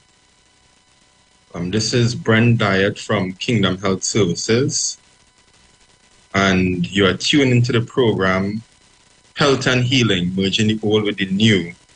And it is in this program that we discuss the remedies that our parents, our grandparents, our great-grandparents would have used while introducing new cutting-edge breakthroughs as it relates to health as well as technology. And we are located at 125 Eastern Main Road, Tunapuna, and our goal is to create customized health solutions to meet both you and your family needs. And this morning we have a special guest with us this morning. We have Dr. Tamia Bethia Williams. And, I don't want to say too much about her, but I'll allow her to introduce herself. And as mentioned before in this program, we'll be introduced some of the new breakthroughs as it relates to health. And there's a product that she's going to introduce to us. It would be the first time being introduced to Trinidad and Tobago. And there's a belief that all diseases begins in the colon. And she's going to touch on colon health, digestive health, as well as introduce this product to us. So without further ado, I would like to welcome Dr. Tamia Bethia Williams with us this morning. Welcome, Dr. Tamia. Thank you. Can you hear me okay? Yes, you're loud and clear. Awesome. Well, good morning to you. And I just want to just take a moment and say thank you so much for allowing me to share your platform on this beautiful, beautiful day. A day that we've never seen before, and a day that we will never see again. It is by God's grace and by His mercy, all of us are here and able to hear and to see and to smell and touch and be about our being. And so truly we are in a blessed place, especially if you're hearing my voice right now. And so anyway, I'm excited because I just happened to embark upon something that is going to change the complexion of the world, period. Yeah. It's going to change the complexion of the world. Brent, I know that you're very familiar with the human anatomy and all that goes on inside of us. Yes. But for those that are listening and may not know, our colon, we refer to it as the gut. It has a mind of its own. We refer to it as the second brain. It is the only part of the body that, if detached, it can work independent of the brain. So the gut, if somebody should get sick, let's say that they get into an accident and they're brain dead, God forbid, the gut will still work independent of the brain. And just like the gut is constipated and you cannot pass, the brain will still work independent of the gut. And so why should this matter to us? It should matter because when one is not working, then they're not communicating. And so when people have diseases such as heart disease and diabetes and cancer and other ailments, we're dealing with the body. We got to look at the gut. We have to look at the gut because when the gut is not working, how can it communicate with the brain? How can it communicate with the rest of the body? And so I was introduced to this phenomenal product. I myself, I have a huge testimony. I think I'll start there. Brent, you're looking at somebody who was on antidepressants for almost 30 years. I remember going to the doctor one day after having a terrible argument with my spouse. He and I had it out that day. And I was very agitated. I was very aggravated. I was just not in a good place. And so when I went to the doctor and he said, well, what's the matter? You don't look like yourself. And I began to tell him how I was feeling. I began to share, all these negative thoughts of what I wanted to do to him and what I wanted to do to me and how I was so tired of living. And I was just going on and on. He said, oh, you're depressed. You're depressed. He didn't refer me to a scripture. He didn't refer me to a psychologist or anything of the sort, a counseling or therapy. No, he did. You are depressed. You're dealing with anxiety. Got to get you on antidepressants. And I'm gonna tell y'all something. When I got on those drugs, I thought that it would be easy. Just like taking the Tylenol. You get on it, you get off. You take it, you feel better, and you take it again later. Well, let me tell you something. It was almost 30 years later. I was trying to get off those drugs. I was trying so hard. And every time I would try, the side effects were horrific. It was horrible. I ended up in hospital 3 times trying to get myself off those drugs. But finally, I was able to be weaned off. But my gut was in disarray. During the time I was on antidepressants, I developed breast cancer. During that time also, there was a lot of inflammation in my joints, my knees, my lower back. I couldn't fly, and I'm always on a plane flying somewhere. I couldn't fly for long periods of time. When I would go to Japan or would go to London, I'd have to take a large amount of painkillers just so that I could ride somewhat comfortably. Well, let me tell you something. This young lady told me about this product. She invited me to come and take a look at it. I said, I'll take a look at it, but I don't think I'm going to be taking anything. I don't think I'm going to be telling anybody about anything, but I'll go and I'll take a look at it. And I did. And after hearing all of the testimonies, after seeing the product, after studying the product and learning more and more about the product, I got more and more intrigued. And I started to put it inside of my body. And I thank God that I did. Because let me tell you what happened. The inflammation in my knees, it went away. The inflammation in my back, it went away. Well, I'd already beat the cancer, but whenever you go through breast cancer, some of you out there listening may know what I'm talking about, especially if you deal with radiation. The breasts get very, very hard from the radiation. Gets very dark in color. Sometimes you experience burning from the radiation. The skin starts to peel, and if you're not so fortunate, you can even get an infection. That was not my experience, but the burning was, the peeling of the skin was, and the redness thereafter, and the hardness was there as well. Well, let me tell you something. I don't have that anymore, y'all. I don't have that anymore. When my gut got what it needed, it started to work the way it used to work. The constipation that came as a result of antidepressants, the constipation that came as a result of painkillers, okay, and all of that, the inflammation, all of that, because of all these different drugs, gone. And so why did this happen? It happened because of a product called Love Biome. Company's slogan is Go Love Life. But the product is Love Biome. And what it is you have a combination of prebiotics, probiotics, and postbiotics. Everything that the gut needs. You see, the body was designed to make every vitamin under the sun. However, when your gut is not working properly, your body can't do that anymore. And so therefore you got to make sure that your gut gets what it needs in order for it to perform the way that it was designed to perform. And so this company, what they did is they set out to create a combination of fruits, plants, and vegetables. Okay, fruits, plants, and vegetables. They set out to create a combination that was so powerful that the gut would love it. I'm talking about enzymes. I'm talking about fermented fruits, vegetables, and plants, okay? I'm talking about this combination that exists across the world where people in blue zone areas, blue zone countries that live to be 100 and 100 to 120 years old today.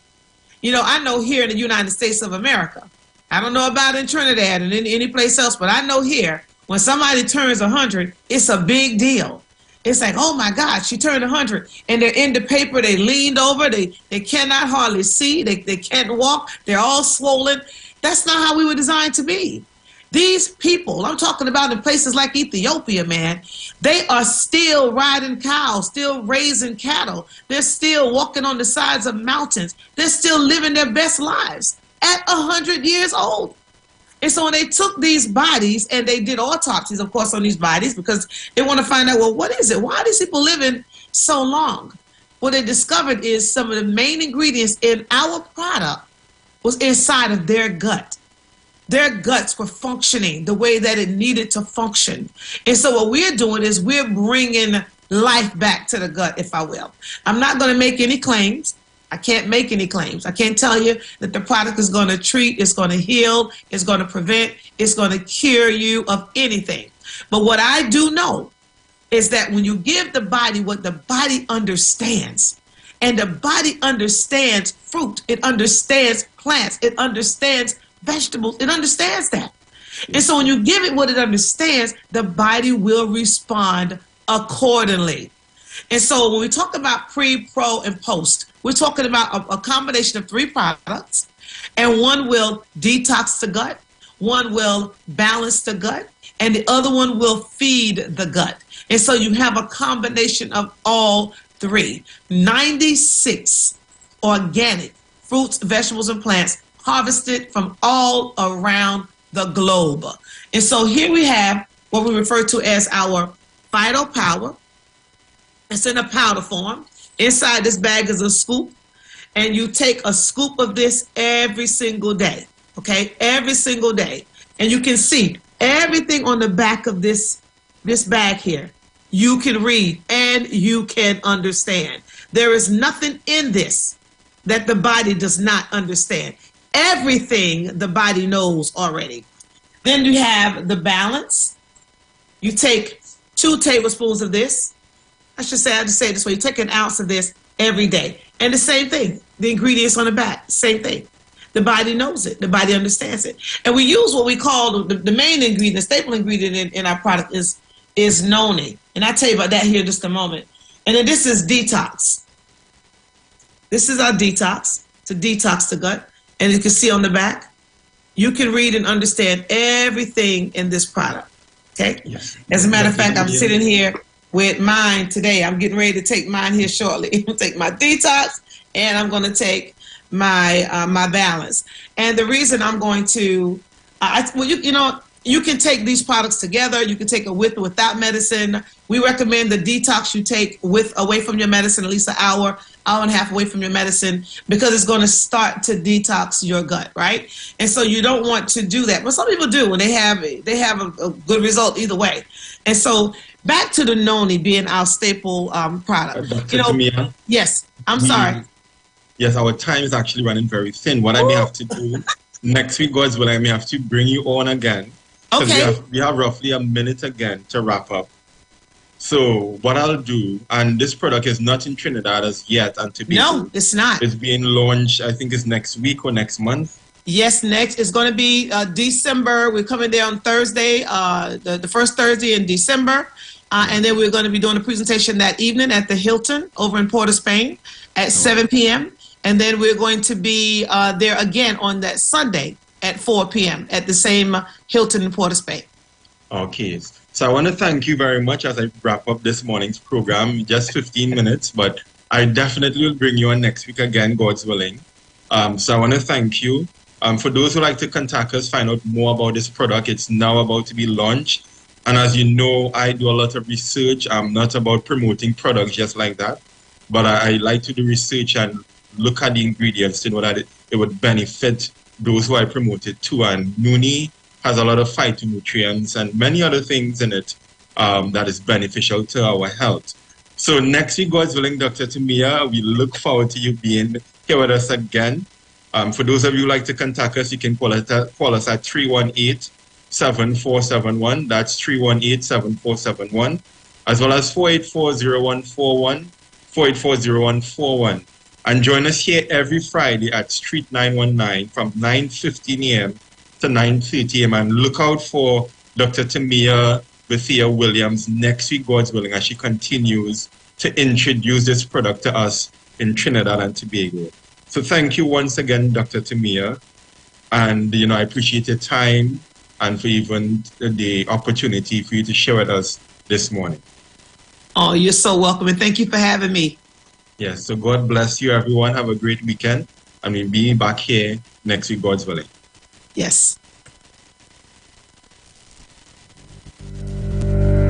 Tune in to the Street 919 FM every Friday from 9:15 a.m. to 9:30 a.m. with Kingdom Health Services, situated at number 125 Eastern Main Road in Tunapuna. For the program, Health and Healing, merging the old with the new with Mr. Brent Diet. For more information, call 318-7471 or 484-0141 or 360-4100. It's all about Kingdom Health Services on the Street 919 FM.